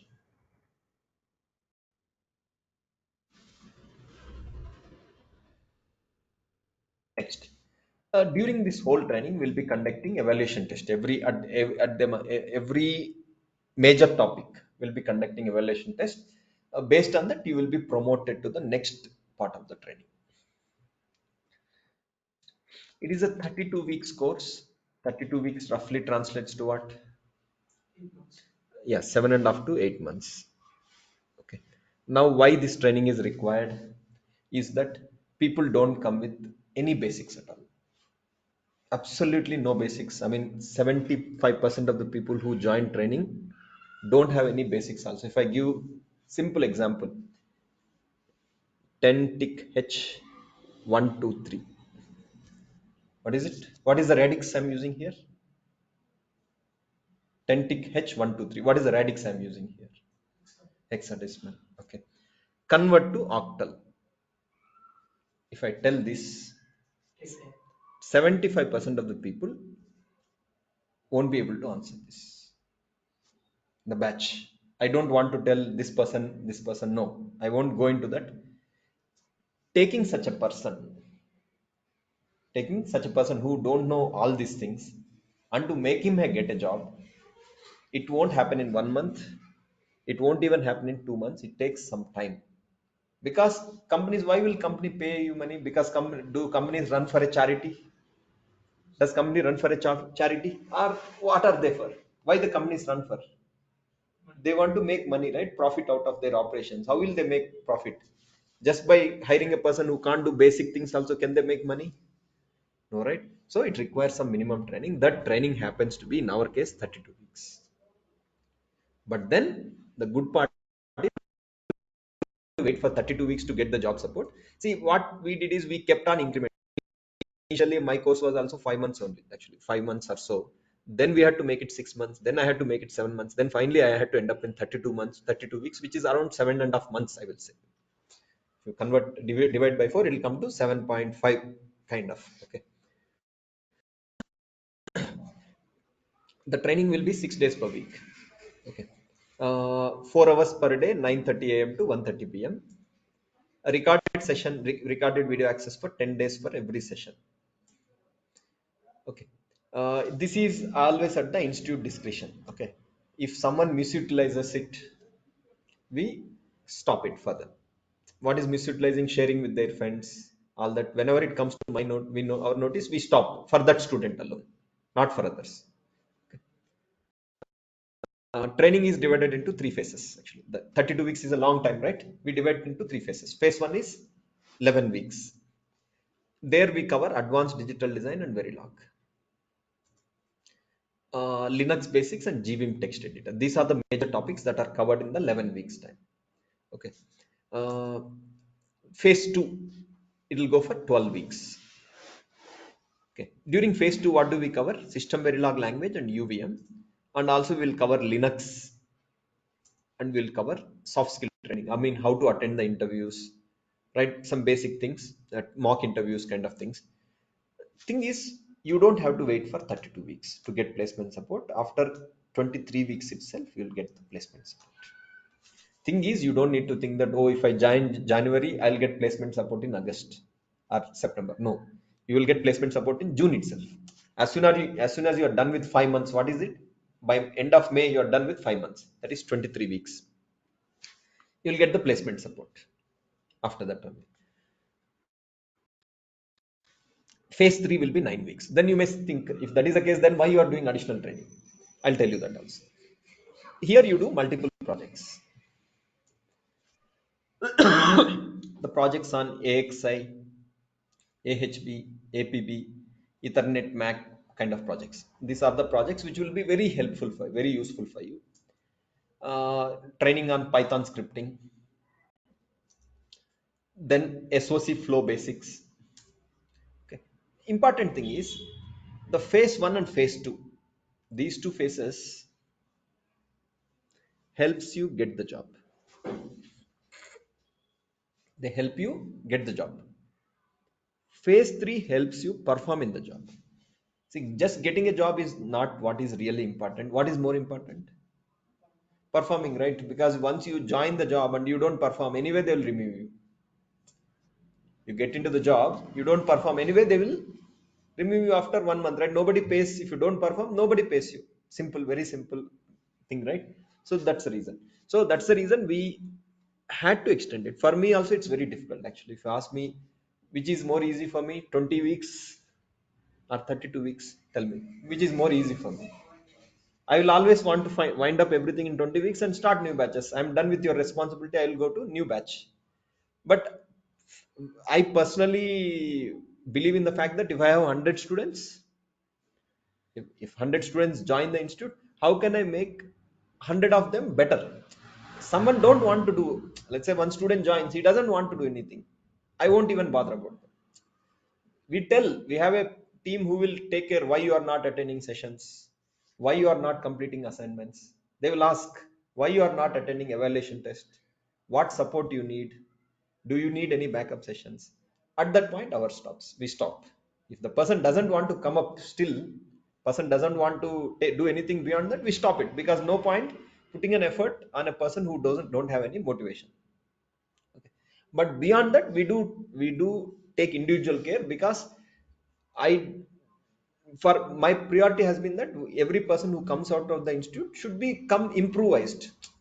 I cannot make just a very poor candidate a top performer in 6 months. It's not possible, because what did not happen for you in 21 years, most of you are joining is 22 years, right? 21, 22 years, what you didn't do for 21 years or 22 years cannot be done all of a sudden in 6 months. It's not going to happen. But we can do some improvement can always be done. I can make you a better engineer, I can make your thinking difference in the way you think the problem, way you understand the problem. That level of thinking can be done. Let's say you don't know anything about how to do basic analytical skills, that cannot be changed here. You understand my point, right? Lot of things has to be learned at the school level, college level only, but there are few things that can be taught at institute level, that will surely be taught to you. But for rest of the things you have to put effort. Let's say you are not good with analytical skills, I cannot teach analytical skills for 6 months. You need to then figure out, I am slow with work distance, I'm time and people. You need to understand that you need to improvise those things also. So in summary, it's an elaborate course, it's intentionally kept as a long duration course, because each topic does require that much time. I mean, if I try to, let's say if I try to keep it anything less than 11 weeks, even let's say 9 weeks, it won't be effective, because advanced digital design itself takes at least 3 weeks for me to teach effectively. Verilog itself takes at least 8 weeks, because the level of learning you do at BTech during your engineering is quite different, because engineering you study only because you have to clear the exam. No one pays any money. If you, even if you score 90%, no one is going to give you money. Here someone is going to give you money. If you perform well, they have benefit and they pay you salary. So for them to pay you salary, you have to be good. So that is where we have to teach at a much advanced level compared to what you learn anything for that matter. Let's say you learn digital design, what you learn here will be significantly different. So that is about FPGA. Sorry, that's about functional verification course. Now FPGA system design training. It is also like that. Only it's not 32 weeks. Here it's only 26 weeks. 6 days per week. Schedule is same exactly. Training is divided into 3 phases. Phase 1 is 11 weeks. So you see, phase 1 is common for both functional verification and FPGA. Phase 1 is common, where you learn digital and Verilog. Later 8 weeks will be on FPGA flow and understanding the FPGA boards and basic protocols. Okay. Phase 3 will be implementing the multiple projects using FPGA board. Here, other than FPGA boards, you learn standard protocols and the FPGA flow concepts in depth. Same thing, these are mostly for targeted towards clearing the interview. This is what really helps you perform in the job. I mean, this is where you learn the entire flow, and this is where this is what helps you in the job. Okay. Next. Similar thing for DFT training also. That in DFT also we divide it into 3 phases. Phase 1 where we teach the required essentials. Phase 2 will be scan ATPG compression. In the phase 3 we do the advanced DFT like BIST, JTAG, boundary scan, IJTAG, this kind of concept we teach in the phase 3. Okay, so I think let me not go into physical design training. This is a brief about uh, the training structure. Okay, now talking about how to prepare for a job. What is the difficult part of the training at our institute will be things move quickly actually.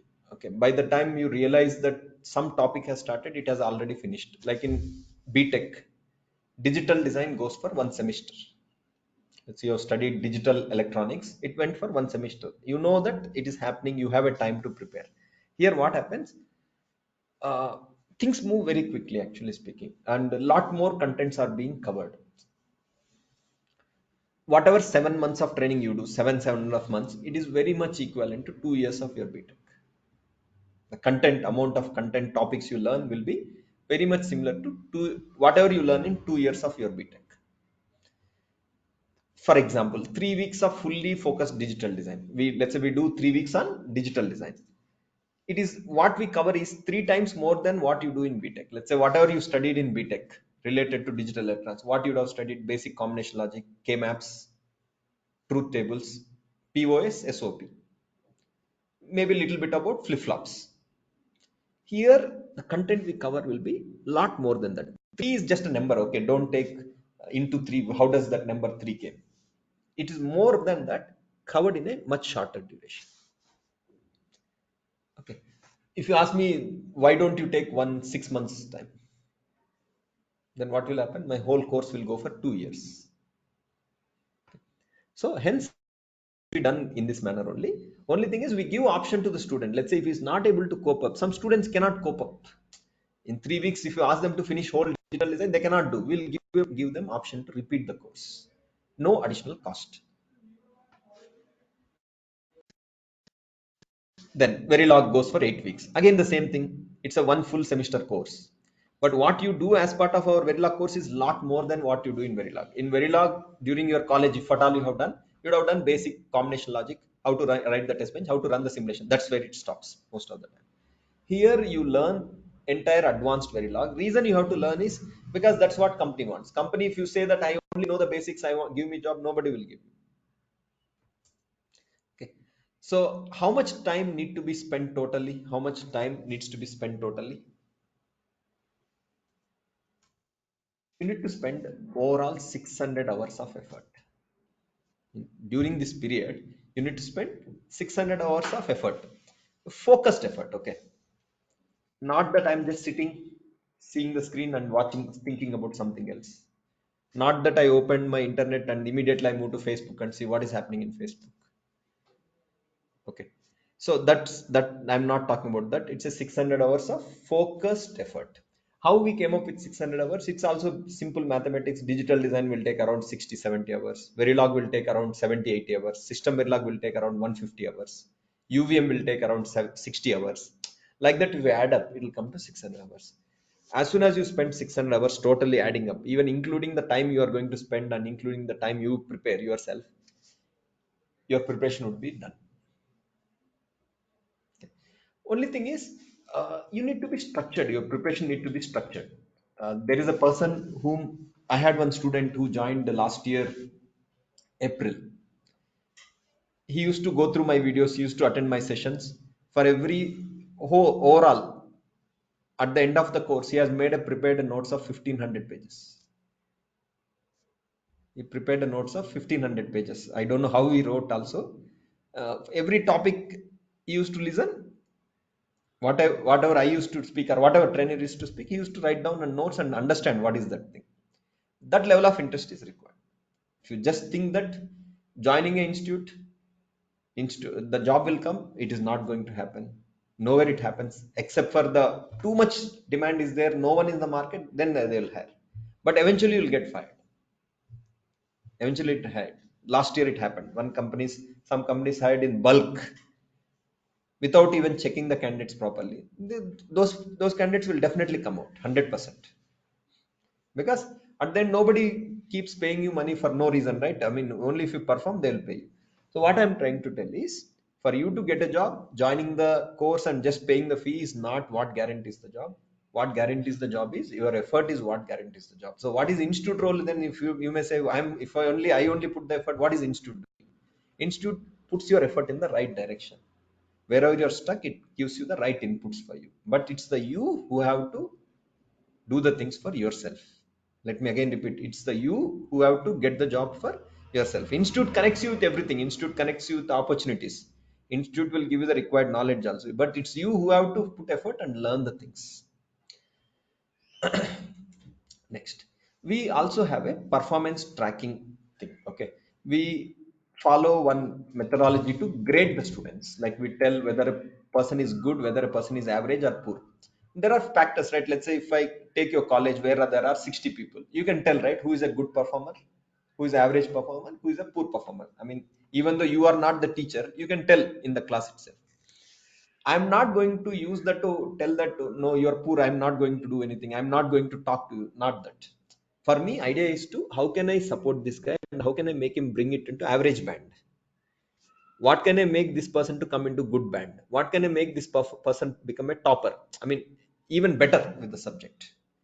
That would be my idea. This is why we do the classification, because otherwise what will happen, not everyone can be taught in the same manner, right? Some person doesn't know the basics, his teaching need to start at basic level. So what we do, for a person who is not able to come up to the level, we arrange some one-to-one sessions. Then the next question is, if the person itself doesn't have interest, then this doesn't happen. Let's say he himself is not willing to take one-to-one session, he doesn't want to come to the institute, he doesn't want to connect with the institute for any reason, we leave it. Because at the end, at one point of time, we don't have unlimited time, right? We have a limited time within which we have to manage the things. But thing is, if you have proactiveness and you want to get the support, institute will always provide support. Next, there will be performance tracking criteria. I mean, how do we say some person is good? How do we say some person is average, some person is poor? Not because of how he looks, not because how he comes to the class, not because of attendance alone. There are multiple parameters. First important parameter is assignments. How well you do in the assignments is the important thing. I mean, you have to submit the assignments into Google Drive. There we check your performance. For every assignment completion, we conduct the lab session. See, assignment again, you don't need to do everything yourself only. There will be a sessions where the trainer will guide you for each and every assignment. Trainer will be there. Wherever you are stuck, he will provide the support. The difference here is that many times, let's say today 9:30 is the session. Tomorrow 9:30 is the session. Okay. Today I did a topic. Many times people start assignment here only. When they expect tomorrow's session, lab session to start, only then they will do. What time this session would have got over? 1 p.m. From 1 p.m. to next day 9:30 a.m. they wouldn't do anything at all. They will just come to next day session, they start the assignment. That's where people find it challenging. What we expect is that once you are done with the session at 1:30 or 1 p.m., you this time from 1 p.m. to 9:30 a.m. you take out some time, you try to do yourself. When you are stuck, you come to the next session for the support, and then when you come for the next session, you get the best utilization, right? Because you have already tried, you couldn't do, you get the support, but you are able to utilize this time better. But 75% of the cases, people don't try at all. They directly come to next session, they want everything to be taught again in the class. That is the challenging part.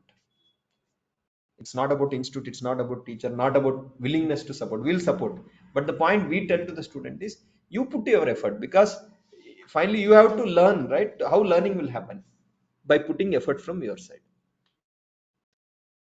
Okay, that's the importance of assignments. 10% only on attendance. Whether you attend or whether you don't attend also, I won't bother, as long as you do well in the assignments. Next, 20% for evaluation test. Every topic there will be evaluation test. If you score well in the evaluation test, that is 20%. Every month there will be a presentation.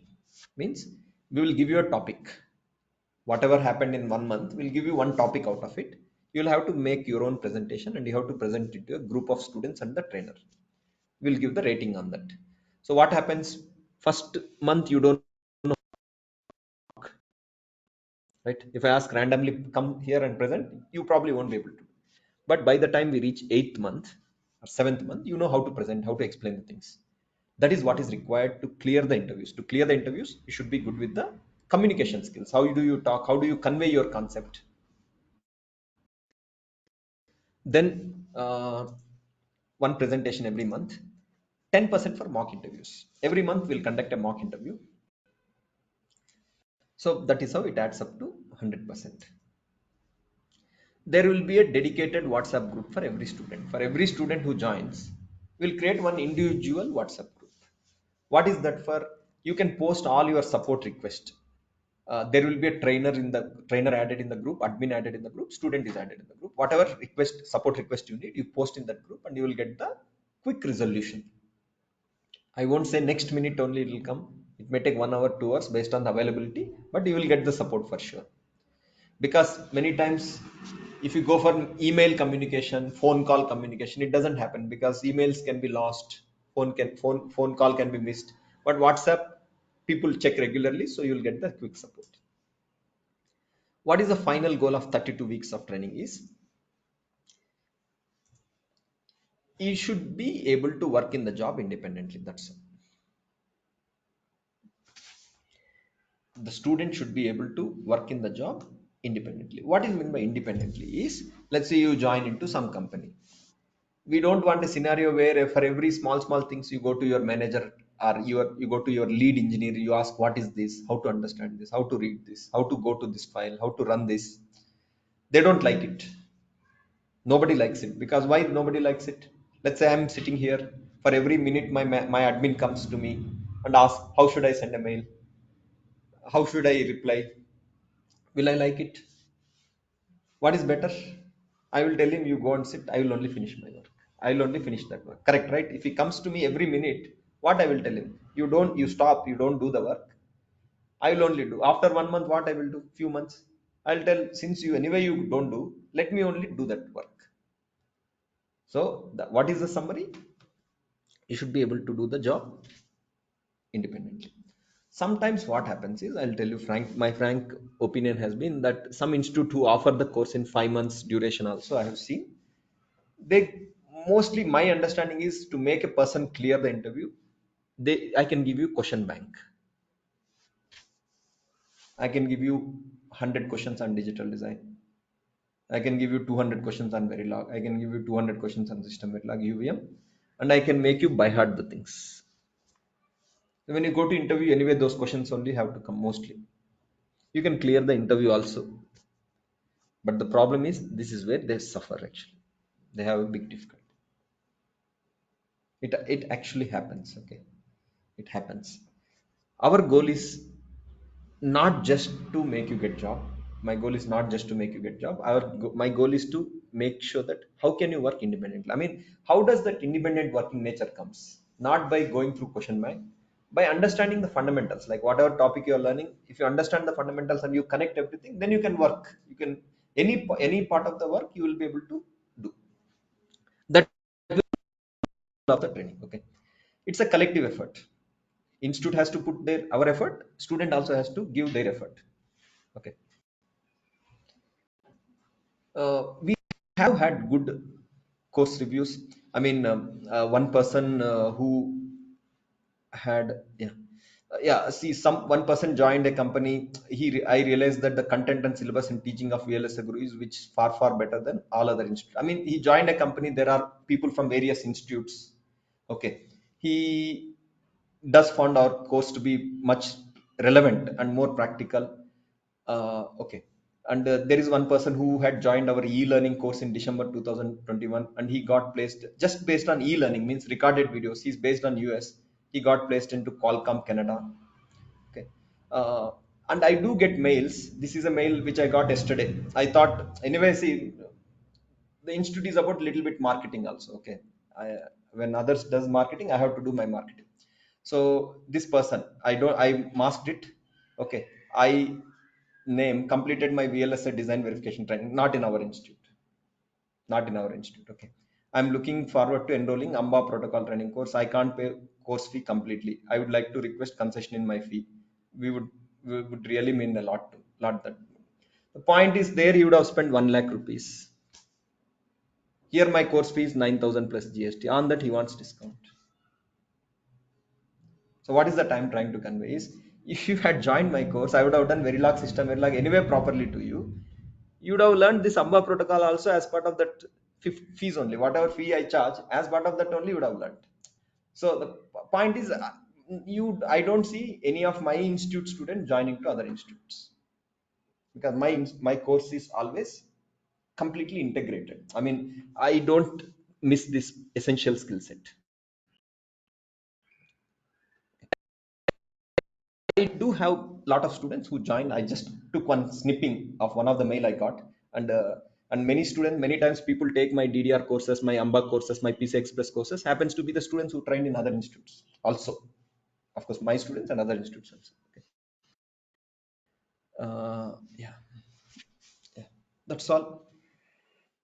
This is about the course overview. Now, when does the course start?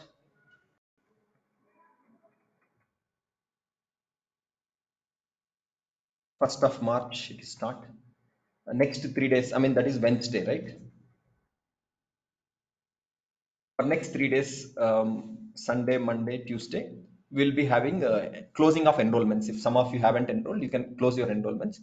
And the other thing why we keep it one little late is tomorrow is what? 26 Feb, we have a backend domain demo session. So initial 1 month is common for both front end and back end, like because we have to teach digital design, Linux, ASIC flow, some few things we have to teach. So hence we merge this and front end domain into same thing. So we start from Wednesday onwards. We have to give time for them also to enroll, right? To make the batch, to give the material, everything. This one it starts. Okay. You can to confirm enrollment. You can make. I mean, this is the link where you can get the details for enrollment. You can pay 5,000 and confirm your enrollment.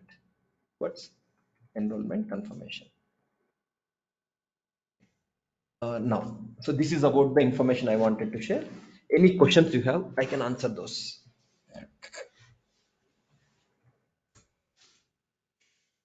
Hi, sir. Yeah, please tell me.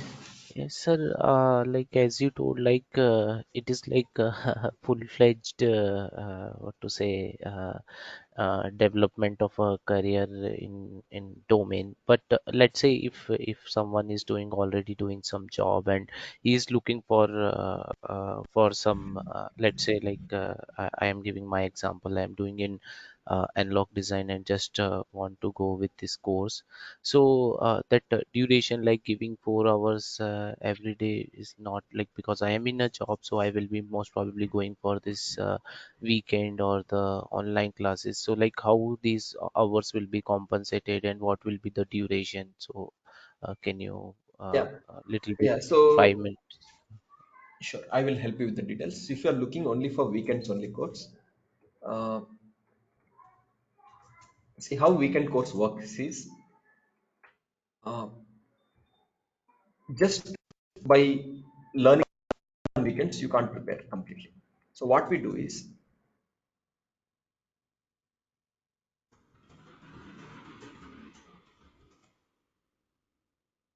this is what we do. We provide you with access to all the recorded videos for entire course duration, and our trainer will tell you schedule schedule for every week. He will tell you watch unit 1 to unit 5 this week. You have to come prepared with those topics. During the live training, the same topics are revised and assignments and labs will be done.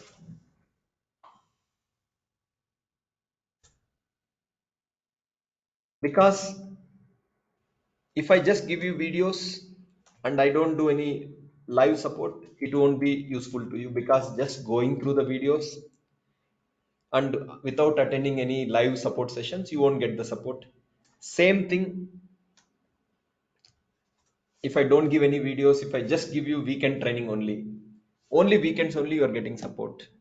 That is also won't be effective, because just studying on Saturday and Sunday, your learning may not be so effective. That is where we have come up with a scenario where you get access to all the recorded videos and live weekend training and access to the trainer anytime during the week. So how do you access the trainer? Through WhatsApp group. There is a dedicated WhatsApp group. It is created for you only. Whatever is the request you have, you can post the request in the group. My way of looking at things is, let's say you have a doubt and I have to support you, right? If I, let's say today is 25th Feb. If I support you today, you post it at 2 p.m. If I support you by 4 p.m., you will be happy. If I support it on 28 4 p.m., you will not be happy. Still, for me, is there any difference in the effort? Is there any difference in the effort for me? Same, right? Whether I support Yes, today or sir. whether I support on Tuesday, same Yes. effort. So which one will I prefer? I will always prefer because I want student to be happy at the end of the day. That is what keeps the overall institute running smoothly. So we try to make sure that definitely because at the end I cannot keep your doubts unsolved. Whatever is the support, right? I should say yes, I will support, I will do, not do. So that is where you will get a quick support. We keep telling to our team, admin team, technical team, even trainers that provide the support as soon as possible because for you it's the same time, same effort you have to put, provide the support. So that level of support you will definitely get for all the things. Okay. Now coming back to this is how you can plan your learning, where you have access to all the recorded videos, which you where the trainer will tell what to do, and you have the live dedicated weekend session. O- The Okay, live weekend sessions will be around 4 hours per day, depending upon the course. Sometimes 4 hours, sometimes 7 hours per day, depending upon the course. Um, Most importantly, this is the important benefit here. You have access to the trainer because let's say Monday night you are going through the videos. You didn't understood one of the topic. You don't have to wait till Saturday to get the support. Very next day you will have a support. Any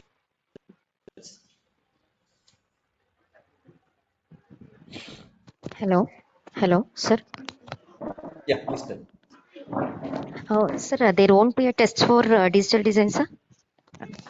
For Digital design digital, I also am this will an e-learning student, sir. I did not attend till now. I did not attend any test. Even I checked in my dashboard. There is no test in that, sir. no. Test is not conducted in the dashboard. Test is conducted when you are done with digital design. You have to inform that I'm done with digital design. See, sometimes there might Okay, be sir. for e-learning student there might be such gap in the conducting test. For regular student, what happens? We know that this is when it started. This is when you are done. We conduct the test. But for e-learning students, actually there should be a test. Sir. Yeah. I will inform to admin to look into it. Okay, sir. Thank you, sir. Uh, sir, just one From thing. the Yeah, sorry. please ask. No, I'm asking some classroom student has a doubt. Please. Can level both Okay. FPGA and ASCII, sir. FPGA and ASIC. No, ideally it's a good idea to focus only on one domain. Okay. Once you have learned FPGA, let's say you learn FPGA for 6 months, you become expert. Then you can think of ASIC, not parallelly. Choose one domain, you be expert in the domain for a given period of time. Once you know that you are fine, you are good for a getting job, then you go to other domain. Yeah, online student, please ask your question. Sir, difference between weekend and e-learning classes, Actually, like weekend what? course is nothing but e-learning only kind of e-learning only. Uh, okay, e-learning plus live weekend sessions. What is weekend course? Kind of in e-learning also you get all the features of weekend course because we never wanted e-learning to be. See, if I just give videos, just giving videos is not going to be effective because everyone won't have so much motivation, right? You want someone to keep track of you. Let's say over the 5 months you want someone to ask you what you have done this week, why you didn't do it, what is stopping you. When someone pushes you, then you do well. If I just give you 100 videos, tell go through these videos in next 6 months, you won't do that. That's why even for e-learning students we definitely give the weekend provision. But but the convenience is you can do at your own pace. Let's say someone is working, he doesn't have much time, he doesn't need to complete the course in 7 months, he can do it over 12 months duration. I mean, it's up to them. That's why it's called a self-paced learning course where you do at your own pace. Now to answer your question, what is the difference between weekend and e-learning? Not much difference. Even by opting to e-learning, by enrolling for e-learning, you can opt for weekend course. Does it answer your question? Yes, yes, sir. Yes, sir. So the thing is like this, you will get an extra few months for the videos access and everything, right? You said like if it is 7 months, Yes, you yes, can yes, yes. cover it with your own pace. Yeah, yeah. So, yeah, okay. Yes, yes. So we won't put you Okay. restriction that you have to finish in 1 month, you have to finish in 6 months, because the whole idea of you going for e-learning is what? Because you want to do at your own convenience. So we'll give you that convenience. Any Okay, other sir. Okay, questions? thank you, sir.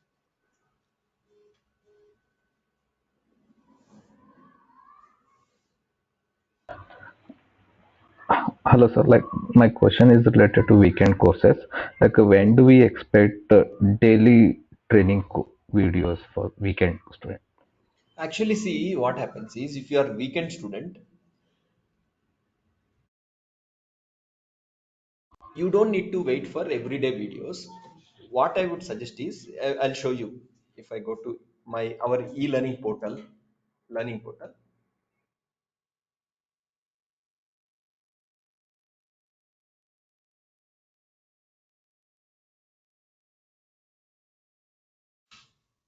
So if I go to Verilog course, for example, you get access to these videos. Okay, these are already the videos which are properly processed. Sorry,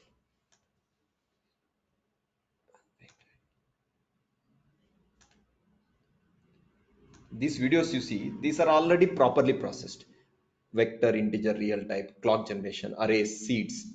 These are the videos which I would have done some 6 months back. Then you have another set of videos where they are raw videos, no processing. Some question, as it is, 3 hours videos will be there, 2 hours videos will be there without any content. Session 1, session 2, which one is better? The first option is better or second option is better for you?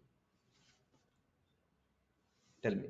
Just getting the raw videos, what is happening today, I will upload as it is and I'll give you access.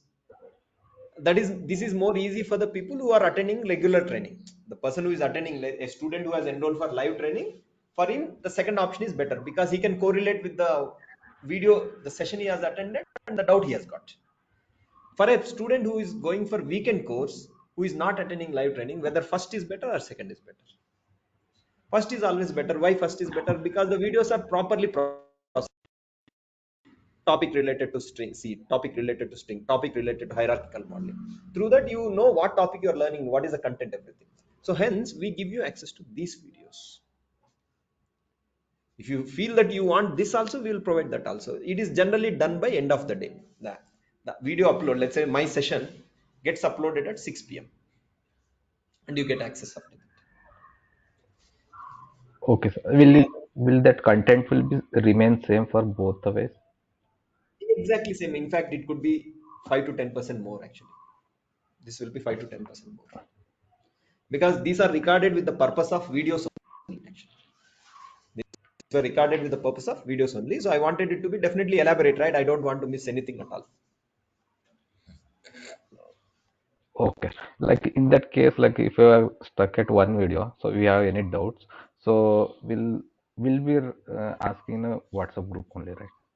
At that point of time. Yes, yes. See, for every student who enrolls, we give them one VLSI group ID. On that name, one WhatsApp group will be created. There you can post all your requests, and we try our best to address your request as soon as possible. Okay, sir. Yeah. Any other questions?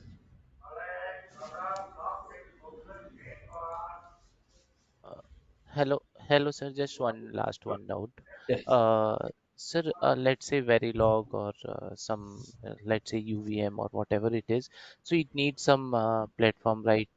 Like from where to download the Verilog, like the shell in which we write the code and that software, whatever it is required. That will be also there in video, right? Let's Everything say, will be. See, my Verilog okay. training doesn't start with Verilog. It starts with GVim. Some point of the Oh, time, we would have taught how to use the tool, how to use Questa Sim tool.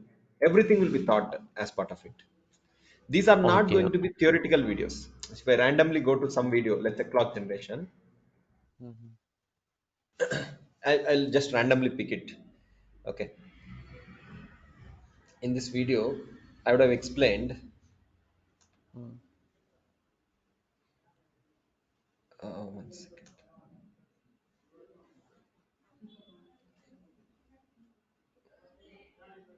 How to develop the code in directly, and how to run the simulation, and how to view the result. Everything will be shown.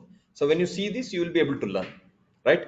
Let's say even after that you are not able to follow, there will be a, you can connect with the trainer and get your doubts clarified. You, the point is, you don't have to wait till weekend. Those who are attending regular course, there's no problem, because they have the next day, tomorrow itself they can clarify their doubts. Those who are from weekends also don't have to wait for next Saturday to clarify the doubts. You can clarify doubts whenever you have it on the same day. And not only this, you get all the material also. Presentations will be there, assignments will be there, a detailed assignment for each and every topic. And what makes our courses more unique is the level of assignment. Let's say for any topic you take, there will be a detailed step by step guidance. I mean, it won't be like one line, do this. See, the whole assignment you see here, this assignment, okay, this I could just write it in one line. Generate a clock with frequency, jitter, and duty cycle. I can write only one assignment. This, instead of this much big text, I could have given only one line where I say that generate a clock with user provided frequency, clock cycle, duty cycle, and jitter. We don't do like that, because we don't want you to be stuck. Let's say you're practicing at your home. I don't want you to be stuck. Rather, we give a very elaborate thing, what to do, how to do, everything also, so that you are not stuck. The bigger problem we face is students don't try at all. I mean, they expect everything to be taught. They expect everything to be taught, and they don't do that effort. I told you, right? Once the session gets over at 1 p.m. or 1:30 p.m., they don't do anything. They wait for next day 9:30 a.m. for session to start to get any further support. And did they do anything here in between? They wouldn't have done much. If you don't be in this category, you will get a job. I mean, if you have even that motivation that, okay, now session is done, I'm done with lunch, what can I do from 2 p.m.? Can I start practicing the assignments? At the end of the day, any question can be solved, right? That effort need to be put. Okay, yeah.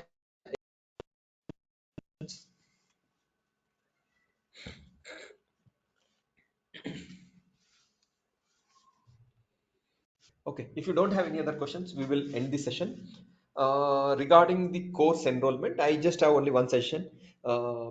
If at all you want to enroll, please enroll before Wednesday, because even if you miss one session, let's say instead of Wednesday, if you join from Thursday onwards, what will happen? Tell me. You would have missed Wednesday session. You will lose the continuity. See, whatever 4 hours that has been done in that, you will lose that 4 hours continuity, and you will be starting somewhere in between. It's like going to a movie where already 10 minutes is done. The same feeling you will get with the course also. 4 hours is too much for anyone, obviously. Yeah, so that's the reason. My suggestion is, if you decided, you don't wait for any specific day. Thursday is good. Uh, no need to do like that. You can enroll right away and you continue the course. Otherwise, you lose that continuity. That's the only thing. Okay. And now someone, Sir, enrollment in the the sense question we have to regarding, pay the fee like that, or else yeah, that's already what. if we Yeah, have this is. paid the fees means we have to If you are inform the already enrolled, admin. then nothing. Already you are enrolled. Yeah. Ah, okay, sir. Okay. Someone asked me regarding the course between front end and back end. I have to explain. Simple logic is, if you are interested in programming kind of job, you go for front end domain. Non-programming, you go for back end domain.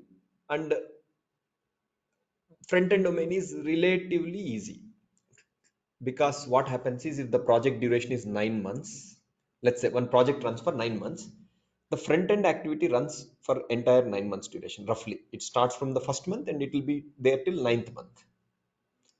Back end work, physical design, those activities somewhere here. So here the load will be equally distributed. Simple, right? More duration means equal distribution will come. What happens in the second case?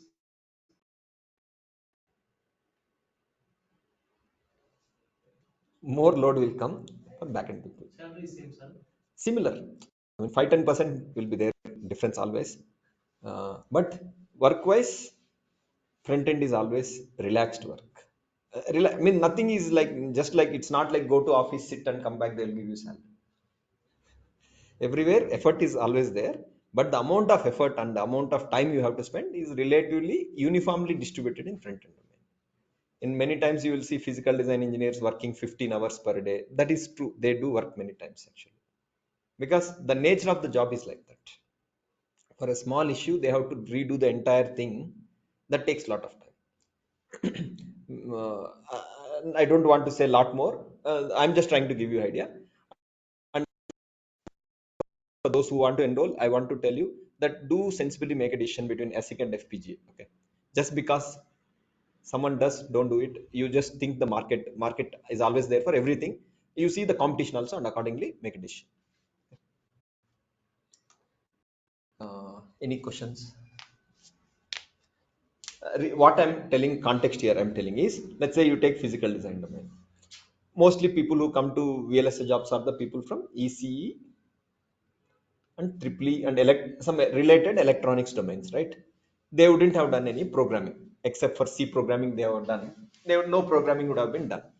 They come with the mindset that I don't know programming. Then the first question they ask is which domain don't have programming. We tell DFT and PD. Since more opportunities are there in PD, they go for what? PD. So here there is a lot of competition actually. Let me tell you, a lot of competition is there. Okay. Because simple calculation is what there are around 10 to 15 institutes. Each institute at least training 150 people, right? Minimum 150 people, some institute has to train. Otherwise, institute cannot function because the cost of purchasing the PD tools and having less than 100 people, better you close the institute itself. Okay. So how much multiplication comes?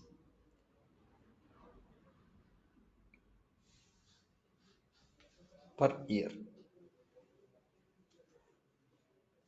Correct, right? Basic. Even if you forget this, you take 1,000 also. Those many opportunities don't get created in physical design. 1,000 opportunities will not get created in physical design for freshers. 50. Backend. Okay.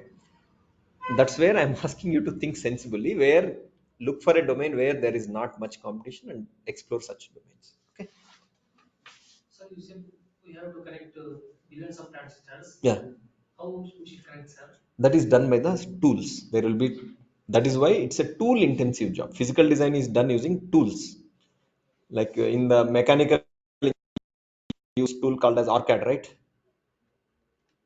Mechanical engineering people use arcade software. Using that software, they draw the diagram. They draw.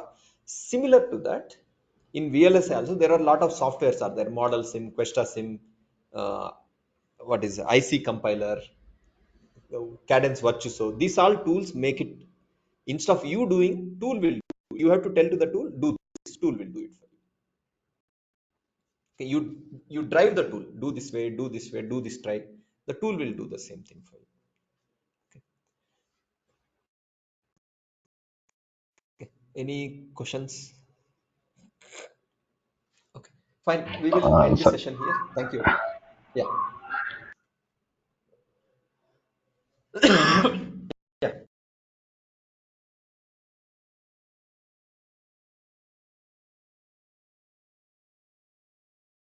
Looks like no question. We'll end the session. Thank you, everyone.